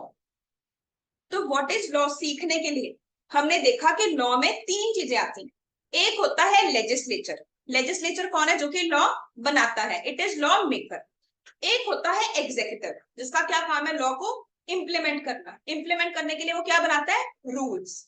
एक होती है जुडिशरी, जिसका काम है डिस्प्यूट्स को रिजॉल्व करना। अगर कोई डिस्प्यूट हो जाए तो ये उसमें क्या करती है, प्रिंसिपल्स एस्टैब्लिश करती है। तो अगर मुझे कहीं पे भी डिफाइन करना पड़े कि लॉ क्या होता है, तो act made by the legislature, rule framed by the executive, principle established by the judiciary is called as. सबको समझ आ गया? 2 क्वेश्चंस मुझे रिवाइज करवाएंगे। पहला क्वेश्चन रिवाइज कराएंगे what is law, second question आप लोग रिवाइज कराओगे प्रोसेस ऑफ मेकिंग लॉ। तो सबसे पहले आप लोगों ने बोलना है, ऑनलाइन स्टूडेंट्स ने ना अपने पेरेंट्स को याद कराना है, सबने मेरे साथ बताना है व्हाट इज लॉ में। पहली चीज क्या आएगी लॉ में, act made bye legislature, rules framed by executive, and third is principles established by judiciary. The sum total of all is called as law. What is the process of making law in India? तो सबसे पहले step में हम लोग क्या बनाते हैं, जिसमें क्या लिखे होते हैं। फिर इस ड्राफ्ट को कहाँ प्रेजेंट किया जाता है, Lok Sabha and Rajya Sabha both are houses of parliament. जब लोकसभा और राज्यसभा इसे अप्रूवल दे दे तो ये क्या बन जाता है, जब इस बिल के ऊपर प्रेसिडेंट ऑफ इंडिया साइन कर दे तो ये क्या बन जाता है, और उसके बाद इस एक्ट को ऑफिशियल गैजेट में पब्लिश किया जाता है, जिससे कि कॉमन मैन को पता चलता है कि प्रेसिडेंट ने अपने रूम में बैठ के क्या। सब समझ आई है, आसान है। तो हमारे सिलेबस में टोटल 6 एक्ट है। 6 एक्ट हमें पढ़ने पड़ेंगे सीए फाउंडेशन लेवल पे, जो कि हमें 100 मार्क्स देंगे। जो आपके सिलेबस का पहला चैप्टर है वो है इंडियन रेगुलेटरी फ्रेमवर्क। वो ऐसे बेसिक चीजें हमें बताएगा जो कि लॉ को समझने के लिए जरूरी है। जैसे आज हमने 2 चीजें की, what is law and process of law, ये ऐसी हमें बेसिक चीजें बताएगा। उसके अलावा हम लोगों ने टोटल 6 एक्ट पढ़ने हैं। सबसे पहला एक्ट है आपके सिलेबस में इंडियन कॉन्ट्रैक्ट एक्ट, जिसकी वेटेज है अप्रोक्सीमेटली 30 मार्क्स। तो हम सबसे पहले इंडियन कॉन्ट्रैक्ट एक्ट के साथ स्टार्ट कर रहे हैं। अब आप लोग ओपन करोगे Indian contract act. Will take 5 minutes break. हम 5 मिनट का ब्रेक ले रहे हैं। किसी ने भी कोई भी काम करना है तो यू कैन टेक ब्रेक। और अगर किसी नोट स्टूडेंट के पास अभी तक बुक्स नहीं है तो बुक्स भी ले आओ। हाँ जी बोलो कि नहीं मैम हमारे पास कैलकुलेटर नहीं है अवेलेबल। वो मेरे ऑफर को रिजेक्ट कर सकता है, या फिर वो बोल सकता है कि हाँ जी आपको सीए में जो फंक्शंस चाहिए होते हैं, मेरे पास ये फंक्शंस वाला कैलकुलेटर है, मुझे कुछ स्पेसिफिक फंक्शंस चाहिए थे कैलकुलेटर, तो या वो मेरे ऑफर को क्या कर सकता है, एक्सेप्ट कर सकता है। अगर उन्होंने मेरे ऑफर को एक्सेप्ट कर लिया तो एक प्रॉमिस बन गया। प्रॉमिस बनने का मतलब क्या है, मेरा राइट बन गया। अब उस बुक शॉपकीपर की ड्यूटी है कि वो मुझे कैलकुलेटर दे। मेरा राइट बन गया और उनकी क्या बन गई, ड्यूटी बन गई। मुझे, मैं कैलकुलेटर ले सकती हूँ और उनको कैलकुलेटर देना पड़ेगा। अगर इस प्रॉमिस के बीच में कुछ रिटर्न में देने के लिए जुड़ जाए। अगर प्रॉमिस के बीच में क्या जुड़ जाए, कोई चीज जो कि मुझे रिटर्न में देगी। शॉपकीपर की ड्यूटी बनी कि उन्होंने मुझे कैलकुलेटर देना, एंड मेरी ड्यूटी बना दी कि एनी आपने मुझे इसके लिए 500 रुपए देने। तो प्रॉमिस में अगर रिटर्न में देने की आपकी कोई ड्यूटी जुड़ जाए तो हम लोग कहेंगे कि अग्रीमेंट बन गया। अगर इस अग्रीमेंट को एनफोर्सेबिलिटी बाय लॉ मिल जाए, लॉ मेकर बोले कि मैं तुम्हें प्रोटेक्शन दूंगा, तुम इसे लीगली एनफोर्स कर सकते हो। मान लो शॉपकीपर ने कैलकुलेटर दे दिया और मैं पैसे ना दूं, मैं कैलकुलेटर लेके भाग जाऊं, तो शॉपकीपर के पास राइट है, वो कोर्ट में जाके केस कर सकता है कि इसने मेरी चीज ली और मुझे पैसे नहीं दिए, इसने फ्रॉड किया मेरे साथ। एंड वाइस वर्सा, मान लो वो मेरे से एडवांस ले ले कि मैं कल आपको कैलकुलेटर ला दूंगा, जब मैं नेक्स्ट डे कैलकुलेटर लेने जाऊंगी तब मुझे तो आपके पैसे मिले ही नहीं, तो मैं भी कंज्यूमर कोर्ट में केस कर सकती हूँ। तो अगर हमें क्या मिल जाए, लॉ की प्रोटेक्शन मिल जाए, तो इसे हम लोग क्या बोलते हैं, कॉन्ट्रैक्ट। मैं आपको ये समझाने की कोशिश कर रही हूँ, हमारा पहला चैप्टर है इंडियन कॉन्ट्रैक्ट एक्ट, जिसे किए बिना कोई भी बच्चा सीए फाउंडेशन पास कर ही नहीं सकता। एक लौटे एक्ट की वेटेज है कम से कम 30 मार्क्स, कई बार इससे ज्यादा वेटेज का क्वेश्चन भी पूछा जाता है। तो इंडियन कॉन्ट्रैक्ट एक्ट में सबसे पहला वर्ड हमारे पास ये आया कि कॉन्ट्रैक्ट क्या होता है। तो कॉन्ट्रैक्ट को समझने के लिए मैंने ये बोला, जब एक पर्सन दूसरे पर्सन को कोई ना कोई ऑफर दे, जो पर्सन ऑफर दे रहा है उसे हम लोग बोलते हैं ऑफरर, और जिसे ऑफर मिल रहा है उसे हम लोग बोलते हैं ऑफरी। जिसे ऑफर मिला है उसकी मर्जी है, वो चाहे तो ऑफर को रिजेक्ट कर सकता है या वो ऑफर को एक्सेप्ट भी कर सकता है। अगर उसने मेरे ऑफर को एक्सेप्ट कर लिया तो क्या बन गया, प्रॉमिस बन गया। प्रॉमिस बनने का मतलब एक पर्सन का राइट बन गया और एक पर्सन की ड्यूटी बन गई। मेरा राइट बन गया कि मुझे कैलकुलेटर मिलेगा, और सामने वाले की ड्यूटी बन गई कि उसने मुझे कैलकुलेटर देना है। अगर इस प्रॉमिस के बीच में रिटर्न में कोई चीज जुड़ जाए कि मैं इसके बदले क्या दूं, जो चीज रिटर्न में जुड़ रही है वो कैश में भी हो सकती है, काइंड में भी हो सकती है। ऐसा भी हो सकता है कि मैं उन्हें बोलूं कि मैं आपको 500 रुपीज दूंगी, आप मुझे कैलकुलेटर दो। ऐसा भी हो सकता है कि मेरी 12th की बुक्स अब मुझे नहीं चाहिए, मैं अपनी 12th की बुक्स आपको सेल कर रही हूँ, उसके बदले में आप मुझे क्या दे दो, कैलकुलेटर। जो आप चीज रिटर्न में दे रहे हो वो कैश में भी हो सकती है और काइंड में भी हो सकती है। अगर प्रॉमिस में कोई ना कोई चीज रिटर्न में जुड़ जाए तो उसे हम लोग बोलते हैं अग्रीमेंट। अग्रीमेंट में क्या होता है, दोनों लोगों के राइट्स एंड ड्यूटीज बन जाते हैं। जो मेरा राइट है वो शॉपकीपर की ड्यूटी है, और जो शॉपकीपर का राइट है वो मेरी ड्यूटी है। मेरा राइट है कैलकुलेटर लेना, शॉपकीपर की ड्यूटी है कैलकुलेटर देना। शॉपकीपर की का राइट है 500 रुपए लेना और मेरी ड्यूटी है 500 रुपए देना। दोनों लोगों के राइट बन गए, दोनों लोगों की ड्यूटीज बन गई। अगर अब हमें लॉ मेकर बोले कि मैं तुम्हें प्रोटेक्शन देता हूं कि अगर किसी एक भी पर्सन ने अपनी ड्यूटी पूरी नहीं की तो मेरे पास आ जाना कंप्लेन करनी, तुम इसे एनफोर्स करवा सकते हो, तो मेरे पास आके कंप्लेन कर सकते हो। अगर अग्रीमेंट को लॉ की प्रोटेक्शन मिल जाए तो वो क्या बन जाता है, कॉन्ट्रैक्ट। जो कॉन्ट्रैक्ट है इसमें जो राइट्स एंड ड्यूटीज होते हैं वो लीगल राइट्स एंड ड्यूटीज होते हैं। इसमें राइट्स एंड ड्यूटीज क्या होते हैं, लीगल नेचर के। अब जो मेरा राइट है कि मुझे कैलकुलेटर मिलेगा, मैं लीगली इसे एनफोर्स कर सकती हूँ, शॉपकीपर मना नहीं कर सकता। एंड जो शॉपकीपर का राइट है कि वो मेरे से 500 रुपए ले सकता है, ये भी क्या है, उसका लीगल राइट है, वो भी इसे लीगली एनफोर्स कर सकता है। एक बार और मैं रिपीट करूंगी, कोई भी बच्चा लॉ पढ़ रहा है, चाहे आप एमबीए में जाके लॉ पढ़ो, चाहे सीए में, चाहे आप लॉ का की डिग्री करने जा रहे हो, सबसे पहले हमेशा इंडियन कॉन्ट्रैक्ट एक्ट ही पढ़ाया जाता है। ऐसा क्यों, क्यों सबसे पहले कॉन्ट्रैक्ट एक्ट ही पढ़ाया जाता है? जैसे साइंस में atom is basic unit, physics atom word के बिना नहीं हो सकती ना, वैसे ही कॉन्ट्रैक्ट के बिना लॉ हो ही नहीं सकता। आप लोगों को पता भी नहीं, आज क्लास तक आने से पहले ही आप शायद 2-3 कॉन्ट्रैक्ट करके आए होंगे। बहुत सारे बच्चे शायद क्लास में आने से पहले नोटबुक लेके आए होंगे, तो वो एक कॉन्ट्रैक्ट किया आप लोगों ने, पेन लिया होगा या फिर किसी ने या कैलकुलेटर लिया होगा। शायद कुछ बच्चों ने उबर बुक की होगी, है ना, उबर से आए होंगे, टैक्सी की सर्विसेज यूज की होंगी, वो भी क्या है, कॉन्ट्रैक्ट है। शायद कोई पर्सन बाइक पे आता हुआ पेट्रोल फिल करवा के आया हो, वो भी एक कॉन्ट्रैक्ट है। मेरे पास ब्रेकफास्ट करने का टाइम नहीं था, मैंने ब्रेकफास्ट जोमेटो पे ऑर्डर किया, वो भी एक कॉन्ट्रैक्ट है। गीतांजलि मुझे अपनी सर्विसेज दे रही है, मेरे और गीतांजलि के बीच में एम्प्लॉयमेंट का कॉन्ट्रैक्ट है। रश्मि मैम आपको लॉ इकोनॉमिक्स पढ़ाएंगे, मैं आपको अकाउंट्स पढ़ाऊंगी, मेरे और रश्मि मैम के बीच में पार्टनरशिप का कॉन्ट्रैक्ट है। मैं आप लोगों को सीए की कोचिंग दूंगी और आप मुझे उसके बदले में फीस पे करोगे। हम लोगों के बीच में सर्विस कॉन्ट्रैक्ट है। तो हम लोग डेली बेसिस पे बहुत सारे कॉन्ट्रैक्ट्स कर रहे हैं। लॉ का मतलब ही क्या है? इस कॉन्ट्रैक्ट्स के लीगल प्रिंसिपल्स बनाना। तो सबसे पहली बेसिक यूनिट क्या है लॉ की? कॉन्ट्रैक्ट। तो हम सबसे पहले ये समझने की कोशिश कर रहे हैं कि कॉन्ट्रैक्ट वर्ड का मतलब क्या है।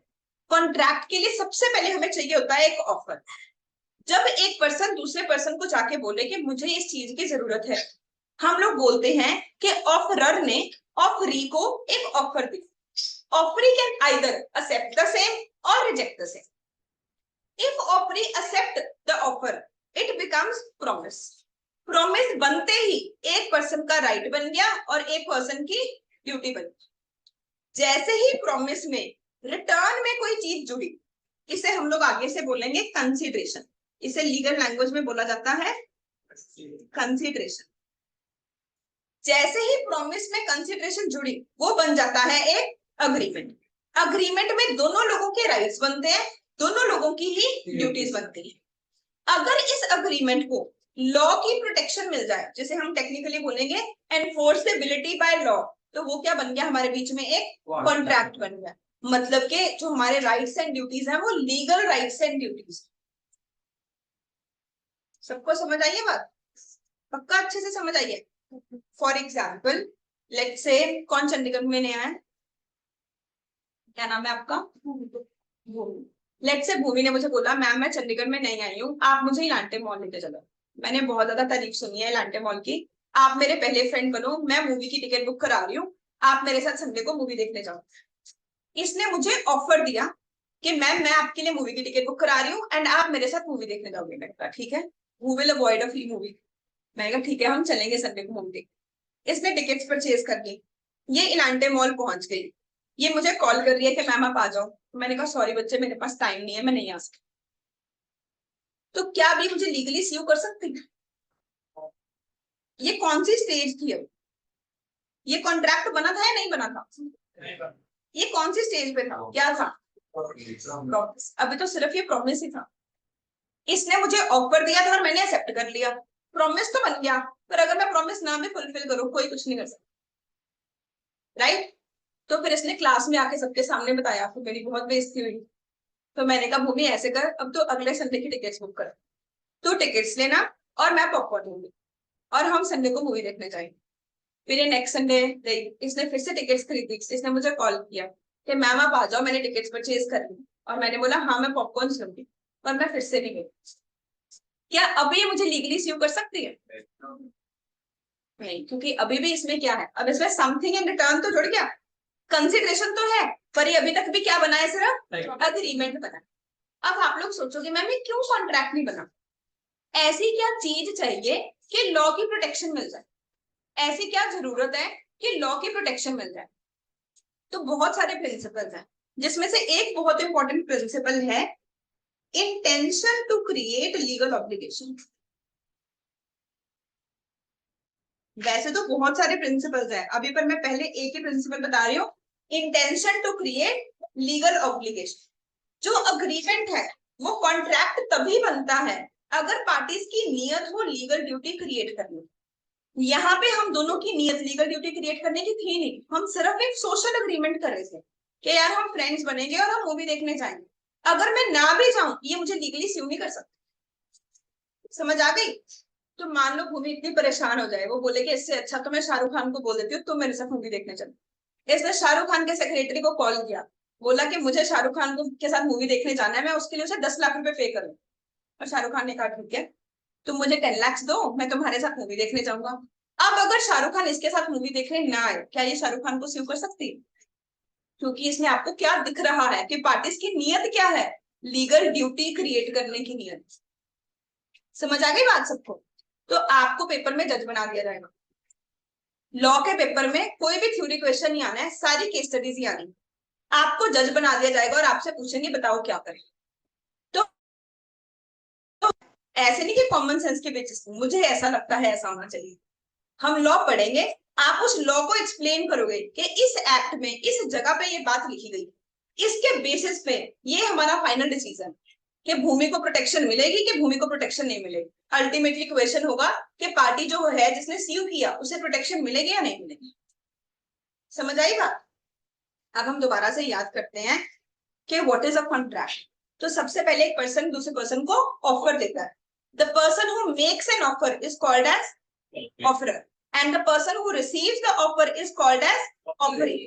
When an offer is accepted, it becomes a promise. In a promise, there is right of one person and duty of another. When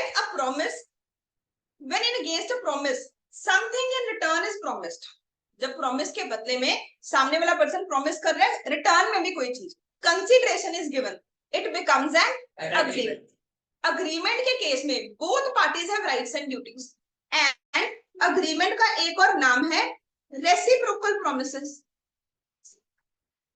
कहता जो अग्रीमेंट है उसमें रेसिप्रोकल प्रॉमिस बनते हैं। जो मेरा राइट है वो तुम्हारे लिए है, जो तुम्हारा राइट है वो मेरे लिए है, रेसिप्रोकल प्रॉमिस है।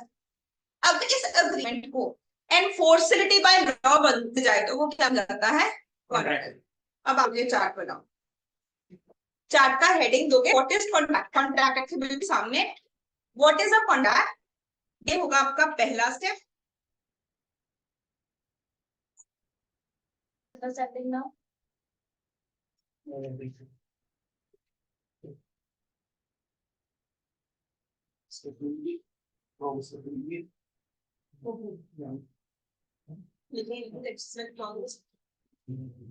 अरे सेक्शंस कर क्लास में करेंगे सारे को मोहित डन।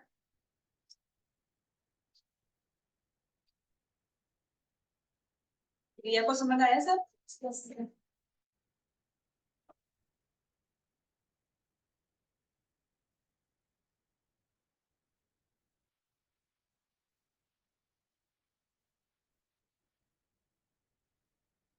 लास्ट स्टेप में मैंने बोला कि अगर अग्रीमेंट को लॉ की प्रोटेक्शन मिल जाए, लेट्स से हमारी क्लास में एक स्टूडेंट है, उसकी एज है 15 साल। स्टूडेंट ने मुझे आके बोला कि मैम मुझे फाइनेंशियली हेल्प चाहिए, क्या आप मुझे लोन दे सकते हो? मैंने उसे 20,000 रुपए लोन दे दिया। अब उसने मुझे बोला मैम मैं 1 महीने बाद पैसे वापस कर दूँ। 1 महीने बाद जब मैं पैसे वापस मांगने गई, उसने मुझे बोला कि नहीं मैम मैं तो नहीं दे सकता। क्या मैं उसे लीगली स्यू कर सकती हूँ? नहीं कर सकती। नहीं कर सकती क्योंकि अब आपको खुद ही लॉ आता है। क्योंकि मैंने क्या बोला क्वेश्चन में, उस पर्सन की एज कितनी थी? 15 ईयर्स। तो वो तो अभी माइनर है, माइनर पर्सन की तो ड्यूटी बन ही नहीं सकती। तो जरूरी नहीं कि हर अग्रीमेंट कॉन्ट्रैक्ट की स्टेज पे पहुंचे। अग्रीमेंट को कॉन्ट्रैक्ट बनाने के लिए बड़े सारे रूल फॉलो करने पड़ते हैं। जो भी सारे रूल पूरे हो जाते हैं, एनफोर्सेबिलिटी बाय लॉ तब मिलती है। अगर अग्रीमेंट एनफोर्सेबल बाय लॉ होगा तो वो जाके कॉन्ट्रैक्ट बनेगा। अब अभी तक डायरेक्टली इनडायरेक्टली आपने मेरे से 2 रूल पढ़ लिए। पहला रूल पढ़ लिया, intention to create legal obligation. अगर कॉन्ट्रैक्ट में लीगल ऑब्लिगेशन की इंटेंशन ना हो तो वो कॉन्ट्रैक्ट बन ही नहीं सकता, वो अग्रीमेंट की स्टेज पे क्या हो जाएगा? खत्म हो जाएगा। फॉर एग्जाम्पल अगर भूमि को मैंने प्रॉमिस किया कि मैंने मूवी देखने जाऊंगी, पर मैं ना जाऊं, चाहे मैंने भी कंसिडरेशन देनी है, ये फिर भी कुछ नहीं कर सकती। बट अगर शाहरुख खान इससे पैसे ले, फिर भी शाहरुख खान इसके साथ मूवी देखने ना जाए, तो ये लीगली स्यू कर सकती है। दोनों केसेस में इंटेंशन का फर्क है। वैसे ही अगर मैं अग्रीमेंट कर रही हूँ किसी मेजर के साथ, मैंने उसे लोन दिया और वो पैसे वापस ना करे, मैं लीगली स्यू कर सकती हूँ। पर अगर मैंने अग्रीमेंट किया है किसी माइनर के साथ तो मैं उसे लीगली स्यू नहीं कर सकती। That agreement would not be valid, not result into a contract. I hope online जिसका भी डाउट था क्लियर हुआ है। Yes. ग्रेट। तो लेट्स से क्लास में कुछ स्टूडेंट्स हैं एंड वो डेमो क्लास लगाने आए, अभी उन्होंने एडमिशन नहीं ली। मैं क्लास में एंटर होने से पहले ही बोलूं कि नहीं यार आज हमारी क्लास कैंसिल हो। बच्चे बोले मैम हम इतनी दूर से आए हैं, इतना खर्चा करके आए हैं, तो आप हमें कंपनसेट करो। क्या आप लीगली मेरे से कंपनसेशन ले सकते हैं? जिन लोगों ने पैसे दिए थे क्या वो ले सकते हैं? दोनों में किस चीज का फर्क है? कंसिडरेशन। तो ऐसे आपको जज बन के पूरी स्टोरी में ढूंढना होगा कि कौन सी चीज मिसिंग है। समझ आई बात? हमें इसी चार्ट के बेसिस पे 50 केस स्टडीज बन सकती हैं। हमें 50 केस स्टडीज में ये ढूंढना होगा क्या चीज वैलिड नहीं है, कोई एक भी चीज की कमी हुई, एक भी रूल फॉलो नहीं हुआ, तो वो कॉन्ट्रैक्ट नहीं बनेगा। अगर वो कॉन्ट्रैक्ट नहीं बना तो जो राइट्स एंड ड्यूटीज हैं वो लीगल नेचर के बने ही, लॉ की प्रोटेक्शन मिलेगी ही नहीं। Make sense? तीनों टॉपिक्स रिवाइज करते हैं फिर आगे बढ़ेंगे। सबसे पहला आज का टॉपिक था व्हाट इज लॉ। तो व्हाट इज लॉ को याद करने के लिए हमने बोला act made by the legislature of India, rules framed by the executive, principles established by the judiciary is called as law. Second question था प्रोसेस ऑफ मेकिंग लॉ। तो सबसे पहला स्टेप है लॉ बनाने का, ड्राफ्ट बनाया जाता है by a minister in which rules and regulations are contained. After that, a draft is submitted for discussion and voting to Lok Sabha and Rajya Sabha. If the draft is approved, it becomes a bill. If the President of India signs or gives his consent on the bill, it becomes an act. And after that, the act is published in Official Gazette of India. Official Gazette मतलब government का official newspaper. Third question, what is contract? तो सबसे पहले एक offeror ने एक offeree को कोई भी ऑफर दे, अगर वो ऑफर एक्सेप्ट हो गया तो वो बना प्रॉमिस। अगर उस प्रॉमिस में कंसिडरेशन जुड़ गई तो वो बना अग्रीमेंट। अगर उस अग्रीमेंट में एनफोर्सेबिलिटी में लॉ जुड़ गई तो वो बन गया कॉन्ट्रैक्ट। अच्छा, किसका स्कोप ज्यादा वाइड है? अग्रीमेंट का स्कोप ज्यादा वाइड है कि कॉन्ट्रैक्ट का? How many of you think कि अग्रीमेंट का स्कोप ज्यादा वाइड है? मुझे पता नहीं चला जब आपने सबने आंसर दिया। एक स्टूडेंट को लगता है कि अग्रीमेंट का स्कोप, ऑनलाइन स्टूडेंट्स भी raise your hands. What do you think, किसका स्कोप ज्यादा वाइड है, अग्रीमेंट का कि कॉन्ट्रैक्ट का? एग्रीमेंट का। अग्रीमेंट का स्कोप क्यों ज्यादा लगा तुम्हें? एग्रीमेंट तक कोई भी चीजें पहुंच सकती है, कॉन्ट्रैक्ट तक पहुंचने के लिए बहुत सारी। अग्रीमेंट का स्कोप ज्यादा है, कॉन्ट्रैक्ट का स्कोप कम है। देखो दुनिया में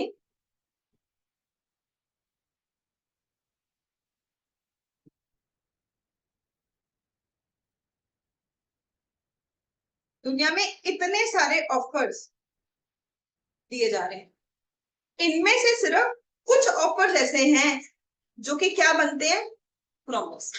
उनमें से सिर्फ कुछ प्रोमिसेस ऐसे हैं जो कि क्या बनते हैं, अग्रीमेंट। अग्रीमेंट में से बहुत थोड़ी सी चीजें जो कि क्या बनती है, कॉन्ट्रैक्ट।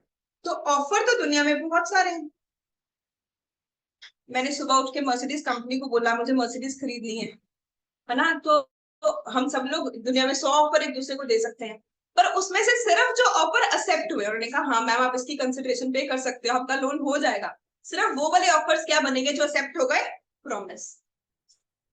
सिर्फ वो प्रोमिसेस जिसमें कंसिडरेशन जुड़ी होगी वो क्या बनेंगे, अग्रीमेंट। सिर्फ वो अग्रीमेंट्स जिनको लॉ की प्रोटेक्शन मिलेगी वो बनेंगे कॉन्ट्रैक्ट। मतलब कि स्कोप किसका वाइड है, अग्रीमेंट्स ज्यादा होंगे और कॉन्ट्रैक्ट्स क्या होंगे, कम होंगे। तो हम लोग वन वर्ड में यहाँ पे लिख सकते हैं scope of agreement is wider than a contract. तो एक लाइन बोली जाती है that all contracts are agreements but all agreements are not contracts. True or false? मैं रिपीट करती हूँ, मैंने बोला all contracts are agreements but all agreements are not contract. True or false? समझ आ गई ना बात सबको? हर कॉन्ट्रैक्ट तो अग्रीमेंट था ही, क्योंकि अग्रीमेंट अगर एनफोर्सेबल बाय लॉ था तभी कॉन्ट्रैक्ट बना, पर जरूरी नहीं कि हर अग्रीमेंट कॉन्ट्रैक्ट की स्टेज पे पहुंचे। अब आई थिंक आप लोग क्यूरियस हो गए कि मैम बताओ ऐसा क्या करें कि अग्रीमेंट कॉन्ट्रैक्ट की स्टेज पे पहुंच जाए। तो सेकेंड पेज पे आप ये चार्ट बनाओगे कॉन्ट्रैक्ट एक्ट के कि अग्रीमेंट को कॉन्ट्रैक्ट पे पहुंचाने के लिए क्या करना पड़ेगा। तो अग्रीमेंट को कॉन्ट्रैक्ट पे पहुंचाने के लिए हमें दो तरह के रूल्स फॉलो करने पड़ेंगे। कुछ जनरल प्रिंसिपल्स हैं और कुछ बातें सेक्शन नंबर 10 में बताई गई। Section 10 of Indian contract act 1872। Section 10 of Indian contract act 1872। तो आप लोगों ने आज पहली बार एक वर्ड सुना, सेक्शन। सेक्शन वर्ड का मतलब क्या होता है बच्चे? मान जैसे आपकी बुक को चैप्टर्स में डिवाइड किया जाता है, चैप्टर में टॉपिक 1, टॉपिक 2, टॉपिक 3, वैसे ही एक्ट को सेक्शंस में डिवाइड किया जाता है। तो जैसे आपकी बुक में चैप्टर्स हैं, मान लो मैं आपको बोलूं कि एक्सेप्टेंस निकालो, तुम कैसे निकालो? बट अगर मैं आपको बता दूं कि कॉन्ट्रैक्ट एक्ट के पहले यूनिट में 3rd टॉपिक है एक्सेप्टेंस, अब आप ढूंढ पाओगे एक्सेप्टेंस कहाँ पे। वैसे ही जब हम कोई एक्ट पढ़ते हैं, हम लोग उसके साथ में सेक्शन याद करते हैं। मान लो मैं जज को जाके बोलूं, सर कॉन्ट्रैक्ट एक्ट मैंने एक जगह पे पढ़ा था, वहां पे ये लिखा हुआ है कि सारे अग्रीमेंट कॉन्ट्रैक्ट नहीं बनते। तो कहाँ पे लिखा हुआ है, कहाँ ढूंढूं मैं इसे? कितने सारे लॉज हैं। तो जब हम जज के सामने जाते हैं, हम उसे अपनी बात प्रेजेंट करने के लिए साथ में एक सेक्शन नंबर बताते हैं कि हम झूठ नहीं बोल रहे हैं, आप यहाँ पे जाके चेक कर लो, ये ऐसा कोई इंडिया में लॉ बना हुआ है। समझ आई बात आपको? तो जैसे बुक को चैप्टर्स में डिवाइड किया जाता है, एक्ट को सेक्शंस में डिवाइड किया जा सकता है। ये सेक्शन एक्ट को अच्छे से समझने के लिए जरूरी है, और लॉयर को अपनी जज को बात समझाने के लिए भी सेक्शन को याद करना जरूरी है। ठीक है, अब आपने ये नहीं सोचना मैम हम कौन सा लॉ कर रहे हैं। तो बच्चे, आप सबको पता है ना कि CA income tax act income tax की सर्विसेज देता है, जीएसटी की सर्विसेज देता है, वो भी तो एक लॉ ही है, इनकम टैक्स एक्ट। तो हम यहाँ पे एक्ट पढ़ना सीख रहे हैं। समझ आई मेरी बात? GST act, companies act, CA के ये सारे काम है। एक्ट पढ़ना कैसे है वो हम इस चैप्टर में सीख रहे हैं, कॉन्ट्रैक्ट एक्ट। तो इसके लिए हम बहुत सारे सेक्शंस याद करेंगे। तो अग्रीमेंट को enforceability by law, her person दुनिया में ये चाहेगा कि मेरा अग्रीमेंट कॉन्ट्रैक्ट बन जाए, कि जो मेरा राइट बना है वो क्या बन जाए, लीगल नेचर का बन जाए। मान लो मैं मर्सिडीज कार बुक करवाने गई, मैंने उनको 10,000 रुपए टोकन दिया, मैं क्या चाहूंगी कि ये अग्रीमेंट क्या बन जाए, कॉन्ट्रैक्ट बन जाए। क्यों मैं ऐसा चाहूंगी? क्योंकि फिर जो मेरा राइट है उसे लॉ की प्रोटेक्शन मिल जाएगी। ये अग्रीमेंट को कॉन्ट्रैक्ट बनाने के लिए क्या करना क्या पड़ता है? कहते हैं आप लोगों को कुछ प्रिंसिपल फॉलो करने पड़ेंगे। कुछ तो जनरल प्रिंसिपल है, कॉमन सेंस वाले प्रिंसिपल है, ये फॉलो करने हैं, और कुछ बातें सेक्शन नंबर 10 में लिखी हुई है। जनरल प्रिंसिपल्स क्या है? जनरल प्रिंसिपल्स में पहला प्रिंसिपल है मिनिमम 2 पार्टीज।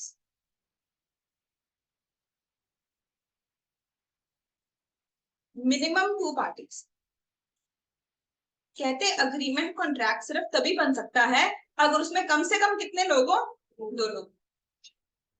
तो सोनू ने खुद को प्रॉमिस किया कि मैं सुबह उठ के 6 बजे पढ़ूंगा, अगर मैं नहीं पढ़ूंगा 6 बजे उठ के तो मैं खाना नहीं खाऊंगा उस दिन। बट वो नेक्स्ट डे लेट उठा, उसने फिर भी खाना खा लिया। क्या वो खुद को स्यू कर सकता है कि यार मैं इतना डेडिकेटेड हूँ, मैंने सीए करनी है, मुझे पनिशमेंट दो ताकि मैं आगे से जरूर सुबह उठ के पढ़ूं? कॉन्ट्रैक्ट बनाने के लिए हमें क्या चाहिए? क्या बोलोगे? ये तो बहुत ही ज्यादा कॉमन सेंस वाली बात है कि अग्रीमेंट बनाने के लिए हमें कम से कम कितने लोग चाहिए? तो एक बार क्या हुआ, एक पर्सन की शॉप है, वो साड़ी सेल करता है, उसकी वाइफ का बर्थडे था, उसने अपनी शॉप से एक साड़ी ली और अपनी वाइफ को गिफ्ट कर दी। वहां पे आ गया जीएसटी इंस्पेक्टर। जीएसटी इंस्पेक्टर कहता कि भैया सेल हुई है, इसके ऊपर जीएसटी पे करो। तो हस्बैंड कहता मैं तो पैसे बचाने की कोशिश कर रहा था कि बाहर से गिफ्ट लेने की बजाय अपनी शॉप से साड़ी लूं और अपनी वाइफ को गिफ्ट कर दूं। और जीएसटी इंस्पेक्टर कहता है इसके ऊपर भी उसे जीएसटी पे करना पड़ेगा। तो इसने भाई कोर्ट में केस कर दिया कि नहीं, यहाँ पे कोई सेल हुई नहीं। सेल भी तो एक टाइप का कॉन्ट्रैक्ट है। जैसे जब मैं कैलकुलेटर लेने गई थी, वो एक टाइप से सेल का कॉन्ट्रैक्ट था। पार्टनरशिप भी एक तरह का कॉन्ट्रैक्ट है, मैंने एग्जांपल दी जब। वैसे ही कहता है यहाँ पे जो आपने गिफ्ट दिया है ना, आप इसे गिफ्ट बोलो जो मर्जी बोलो, हमारे अकॉर्डिंग जैसे ही शॉप से सामान निकला वो एक सेल है, और जब भी सेल होगी उसके ऊपर जीएसटी पे करना पड़ेगा। इन दोनों के बीच में लड़ाई होगी और ये कोर्ट में पहुंच जाए। आपको क्या लगता है कौन जीता होगा? मैं शॉपकीपर। ड्राइंग्स की है, क्योंकि अकाउंट्स में आप ऐसे क्या रिकॉर्ड करते हो? Drawings to purchases. कहता है ये सेल है ही नहीं, कोई पर्सन खुद को ही थोड़ी सेल करेगा। तो यहाँ पे कोर्ट ने क्या प्रिंसिपल एस्टैब्लिश किया कि कॉन्ट्रैक्ट बनाने के लिए कम से कम कितने लोग चाहिए? 2 लोग चाहिए। कोई पर्सन खुद को ही सेल नहीं कर सकता है। ये जो मैंने स्टोरी है, ये फिक्शनल स्टोरी नहीं है, ये सच में केस हुआ है। इस केस का नाम है Raman Lal and company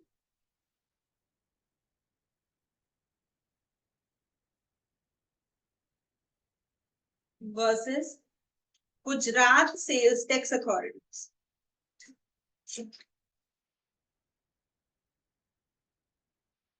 Raman Lal and company versus Gujarat sales tax authorities.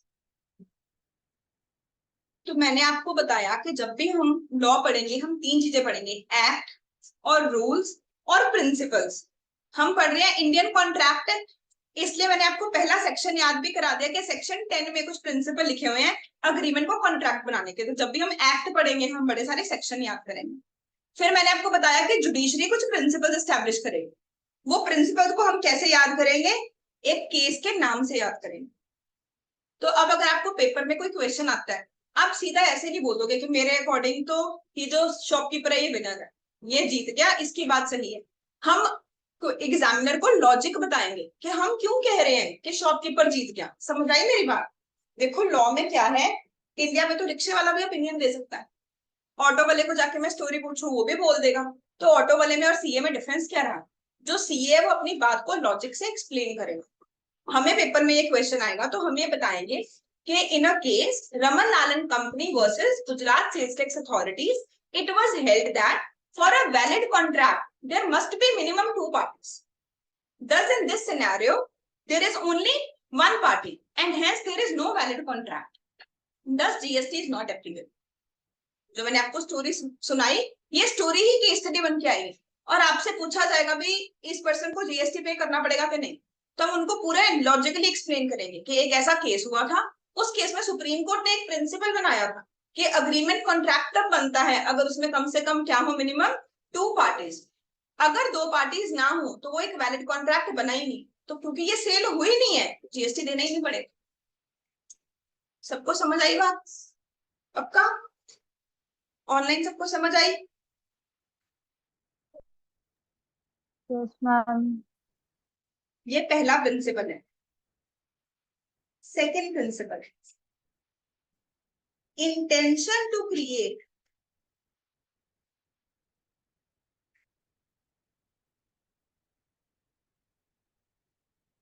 Legal obligation, जिसका हिंट मैंने पहले भी दिया था। कहते हैं अग्रीमेंट कॉन्ट्रैक्ट की स्टेज में सिर्फ तब पहुंचेगा अगर पार्टीज में क्या हो, इंटेंशन हो लीगल कॉन्ट्रैक्ट बनाने की। फॉर एग्जाम्पल एक्स ने वाई को बोला मेरे पास टाइम कम है, ऐसे करते हैं मैं एक लॉ की क्लास लगा लेता हूँ, तुम इकोनॉमिक्स की लगा लेना, बाद में हम नोट्स इंटरचेंज कर देंगे। अगर वाई अपने नोट्स देने से मना कर दे तो क्या वो उसे स्यू कर सकते हैं? अब यहाँ पे ऑफर है, एक्सेप्टेंस है, कंसिडरेशन भी है क्योंकि दोनों पार्टीज एक दूसरे के साथ नोट्स एक्सचेंज कर रही हैं, बट फिर भी ये एग्रीमेंट कॉन्ट्रैक्ट की स्टेज पे नहीं पहुंचा क्योंकि यहाँ पे क्या मिसिंग है, intention to create legal obligation. यहाँ पे पार्टीज की इंटेंशन लीगल ऑब्लिगेशन क्रिएट करने में। जैसे कि इसका एक और एग्जांपल लेते हैं। मान लो 2 भाइयों के बीच, ये 2 भाई, एक घर है और एक घर में 2 भाई रहते हैं। एक है मिस्टर पी और उनकी वाइफ है मिसेस पी, एंड एक है मिस्टर क्यू और उनकी वाइफ है मिसेस क्यू। तो दोनों भाइयों के फादर की डेथ हो गई। उसके बाद दोनों भाइयों में बहुत लड़ाई रहने लगी। तो भाइयों ने डिसाइड किया कि ऐसे करेंगे, ग्राउंड फ्लोर पे पी रहेगा एंड फर्स्ट फ्लोर पे क्यू रहेगा, कि दोनों के बीच में लड़ाई ना। तो थोड़े दिनों बाद फिर से क्यू की वाइफ ने लड़ाई की, कहते कि हमें फर्स्ट फ्लोर क्यों मिला है, हमें ग्राउंड फ्लोर मिलना चाहिए था। तो इसलिए स्यू कर दिया कि हम तो ग्राउंड फ्लोर पे रहेंगे, हम फर्स्ट फ्लोर पे नहीं रहेंगे। ठीक है, पहला केस। सेकेंड केस, पी और क्यू के फादर की डेथ हो गई, फिर उन्होंने पंचायत को बुलाया। तो पंचायत में बैठ के डिसाइड किया कि पी को ग्राउंड फ्लोर मिलेगा और क्यू को सेकंड फ्लोर मिलेगा। पर फिर भी क्यों मुकर गई, क्यों? मिसेस क्यू ने कहा नहीं मुझे तो ग्राउंड फ्लोर ही चाहिए। पहले तो वो मान गई पर थोड़े दिनों बाद वो मुकर गई, उसने कोर्ट में केस कर दिया। दोनों में से किस केस में आपको लगता है कि कोर्ट प्रोटेक्शन देगा?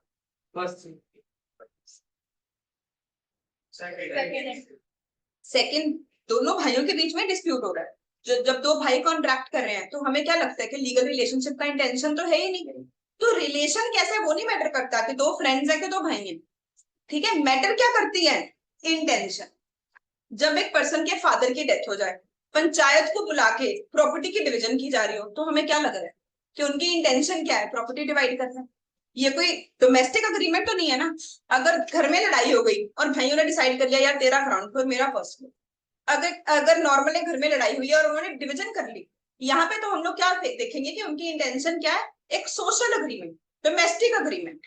बट जब ये डिवीजन की जा रही है at the time of death of father, panchayat के सामने बैठ के, तो हमें सर्कमस्टांसेस से क्या पता चल रहा है कि पार्टीज की नियत क्या है, प्रॉपर्टी को डिवाइड करना, एक कॉन्ट्रैक्ट करना। इस केस में हम लोग कहेंगे कि क्या बन गया है, एक वैलिड कॉन्ट्रैक्ट बन गया। हमें एंड में ये पूछा जाएगा कि कोई चीज वैलिड कॉन्ट्रैक्ट है या नहीं। अगर वैलिड कॉन्ट्रैक्ट है तो लीगल राइट है, अगर वैलिड कॉन्ट्रैक्ट नहीं है तो लीगल राइट नहीं। ये डिसाइड करने के लिए पक्का ही पता है इस टॉपिक में से केस स्टडी आनी ही आनी है पेपर में, 6 मार्क्स की केस स्टडी आनी। हमको कुछ प्रिंसिपल याद करने हैं, उस प्रिंसिपल्स के बेसिस पे हमने फाइनल डिसीजन लेना होगा कि ये वैलिड कॉन्ट्रैक्ट बना के नहीं। उसके लिए पहला चार्ट तो ये है कि ऑफर होना चाहिए, एक्सेप्टेंस होना चाहिए, कंसिडरेशन होनी चाहिए, एनफोर्सेबिलिटी बाय लॉ होनी चाहिए। 4 चीजें चाहिए, offer, acceptance, consideration and enforceability by law. अगर ये चारों चीजें हैं तो कॉन्ट्रैक्ट बन गया। अब एनफोर्सेबिलिटी बाय लॉ होता क्या है, उसके लिए दूसरा चार्ट। तो एनफोर्सेबिलिटी बाय लॉ क्या होता है, कुछ उसके जनरल प्रिंसिपल है और कुछ बातें सेक्शन नंबर 10 ने बताया। जनरल प्रिंसिपल्स में पहला प्रिंसिपल क्या है, कम से कम कितनी पार्टीज होनी चाहिए, 2 पार्टीज। अपेंडिन Raman Lal and company versus Gujarat sales tax authorities. Second principle, parties की इंटेंशन होनी चाहिए टू क्रिएट लीगल ऑब्लिगेशन। तो एक्चुअली हुआ क्या था, एक बार एक पर्सन है मिस्टर बाल्फर और उनकी वाइफ है मिसेस बाल्फर। तो मिस्टर बाल्फर कहते हैं कि मेरी प्रमोशन हो गई है, मुझे यूरोप शिफ्ट होना। मिसेस बाल्फर कहती मैं तो आपको नहीं जाने दूंगी। मिस्टर बाल के यहाँ पे मैं घर अकेले मैनेज करूं, बच्चों की पढ़ाई मैं अकेले ये सब मैनेज नहीं कर सकती, मैं आपको यूरोप नहीं जाने दूंगी, आप अपनी प्रमोशन कैंसिल कर। मिस्टर बाल्फर कहते देख अभी मेरी सैलरी है 50,000, मैं हर महीने तुझे 50,000 देता हूँ। अगर मेरी प्रमोशन हो जाएगी, मेरी सैलरी हो जाएगी 2 लाख रुपए, मैं हर महीने तुझे 1 लाख रुपए भेजू। उसकी वाइफ कहती थी, उसकी वाइफ उसकी बात मानी, हस्बैंड यूरोप गया, 1-2 महीने पैसे भेजे, फिर उसने पैसे भेजने बंद कर। वाइफ ने कोर्ट में केस कर दिया। वाइफ कहती देखो सर, इसने मुझे ऑफर दिया कि तुम मुझे परमिशन दो यूरोप जाने की, मैंने इसका ऑफर एक्सेप्ट कर लिया कि तुम यूरोप चले जाओ। उसके बदले इसने मुझे कंसिडरेशन दी कि मैं हर महीने कितने पैसे भेजूंगा, 1 लाख पर मंथ, पर बाद में वो भेजने बंद कर दिए। तो मैं चाहती हूँ कि आप मेरे राइट्स को प्रोटेक्ट करो, आप इसे बोलो कि हर महीने मुझे 1 लाख रुपीज भेजो। तो आपको क्या लगता है कोर्ट ने क्या बोला होगा, ये वैलिड कॉन्ट्रैक्ट है या नहीं है? क्योंकि पति पत्नी के बीच में जो अग्रीमेंट हो रहा है यहाँ पे क्या है, ये सोशल अग्रीमेंट है, ये डोमेस्टिक अग्रीमेंट है। तो ये बात बोली गई थी इसी केस में, बाल्फर वर्सेस बाल्फर। मतलब जैसे एबीसी के बिना इंग्लिश नहीं आ सकती।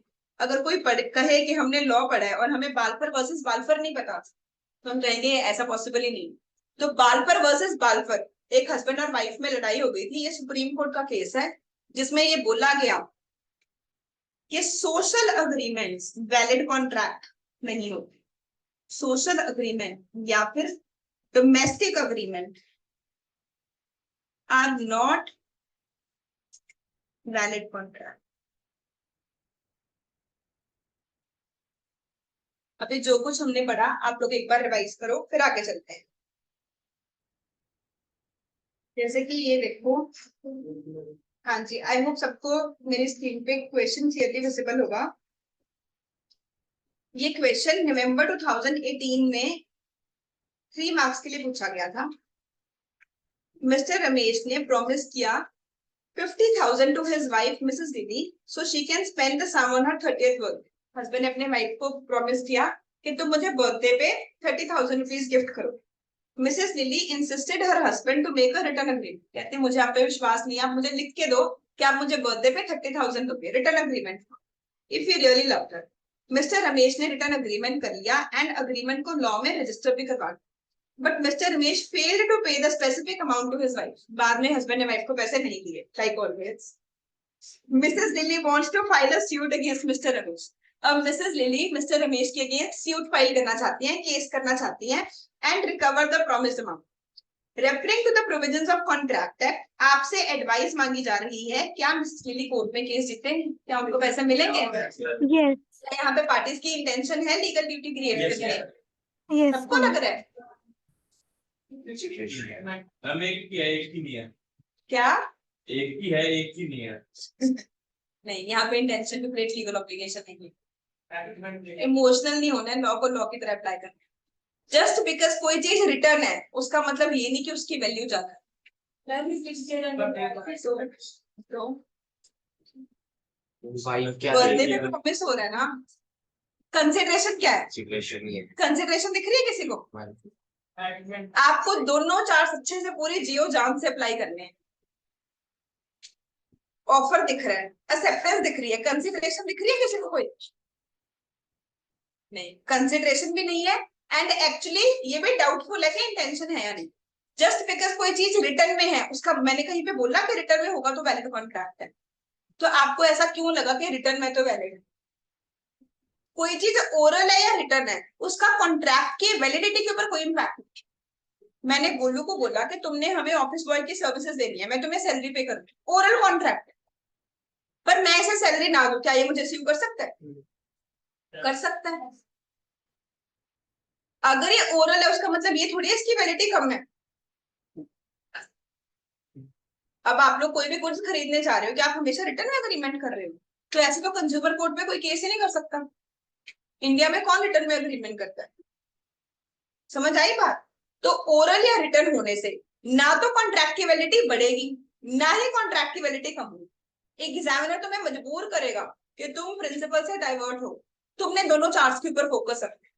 मुझे ऑफर चाहिए, एक्सेप्टेंस चाहिए, कंसिडरेशन चाहिए, फिर एनफोर्सिबिलिटी बाय लॉजिक। अगर ऑफर, एक्सेप्टेंस, कंसिडरेशन तीनों चीजें आ गई, फिर एनफोर्सिबिलिटी बाय लॉ का चार्ट ओपन करना है अपने दिमाग में। दिमाग में हमने लिखा कुछ जनरल बातें हैं, कुछ बातें सेक्शन नंबर 10 में लिखी गई। जनरल बातों में दो प्रिंसिपल आज हमने याद की। पहला प्रिंसिपल था हमारे पास मिनिमम 2 पार्टीज। कौन से केस में बताया गया? Raman Lal and company versus Gujarat sales tax authorities. Second principle बताया गया बाल्फर वर्सेस बाल्फर में intention to create legal obligation. तो अब अगर हमें एग्जाम में ये क्वेश्चन आता है, आज मैं सिर्फ ओरली बता रही हूँ, नेक्स्ट क्लास में हम राइटिंग प्रैक्टिस भी करेंगे, तो हम अपने आंसर को 3 पैराग्राफ्स में डिवाइड करेंगे। पहले पैराग्राफ में हम इस केस का कोई जिक्र ही नहीं करेंगे, हम एक जज की तरह जो लॉ में लिखा हुआ है वो बताएंगे। पहले पैराग्राफ में हम लिखेंगे that there must be an intention to create legal obligation for making a valid contract as upheld in the famous case law Balfour versus Balfour. If the parties do not have legal intention, it does not result into a valid contract. तो ये हमने पहले paragraph में क्या बताना है? Law बताना है। सेकंड पैराग्राफ में बताएंगे इस केस में क्या होगा। In the current case, Mrs. Lily wants to sue her husband because he did not give her 30,000 on her birthday. It was a written agreement, but still the husband failed to pay the promised amount. Third point में हम लोग conclusion बताएंगे। हम लोग बोलेंगे since it is not a contract, Mrs. Lily will not succeed. समझ आई बात? मान लो बच्चे मैं किसी डॉक्टर के पास जाऊं, मैं डॉक्टर को जाके बोलूं कि मुझे खाने में टेस्ट नहीं आ रहा, मुझे कोल्ड है, मुझे फीवर हो रहा है, बॉडी पेन हो रही है, डॉक्टर क्या बोलेगा? किस चीज के सिम्टम लग रहे हैं तुम्हें? अच्छा, डॉक्टर क्या बोलेगा? कोविड में ऐसा कुछ होता था ना, खाने का टेस्ट नहीं आ रहा, फीवर, बॉडी पेन, ऐसे सिम्टम होते हैं ना। तो जो अच्छा डॉक्टर है वो क्या बोलेगा? इतने सारे सिम्टम सुन के वो मरीज की नब्ज से पहचान लेगा कि यार मेन बीमारी क्या है। तो वैसे ही अच्छा सीए का स्टूडेंट क्या करेगा? उसके सामने इतनी कहानी लिखी गई, कहानी सिर्फ तंग करने के लिए है, सुनना तुमसे वो लॉ चाहता है। तो आपने पहले पैराग्राफ में कहानी के ऊपर कोई जिक्र ही नहीं करना। मैं क्लास में बहुत सारी स्टोरीज बताऊंगी, उन स्टोरीज का पर्पस होगा आपको लॉ समझाना है, क्लास को इंटरेस्टिंग बना के लॉ को याद करवाना, पर पेपर में वो नहीं लिखना है। पेपर में क्या लिखना है? लॉ में क्या लिखा हुआ। तो हम पहले पैराग्राफ में एक्सप्लेन करेंगे कि अग्रीमेंट को कॉन्ट्रैक्ट पे पहुंचाने के लिए इंटेंशन चाहिए, हम अपनी मर्जी से नहीं बोल रहे। बाल्फर वर्सेस बाल्फर में कोर्ट ने बोला। फिर हम बताएंगे फैक्ट ऑफ द केस, फिर बताएंगे कंक्लूजन। Make sense? आज वाली क्लास हम यहाँ पे वाइंड अप करते हैं। Will take 10 to 15 minutes break, उसके बाद हम account start. Everyone can take rest now. Online students please join करेंगे आफ्टर 10 to 15 मिनट्स।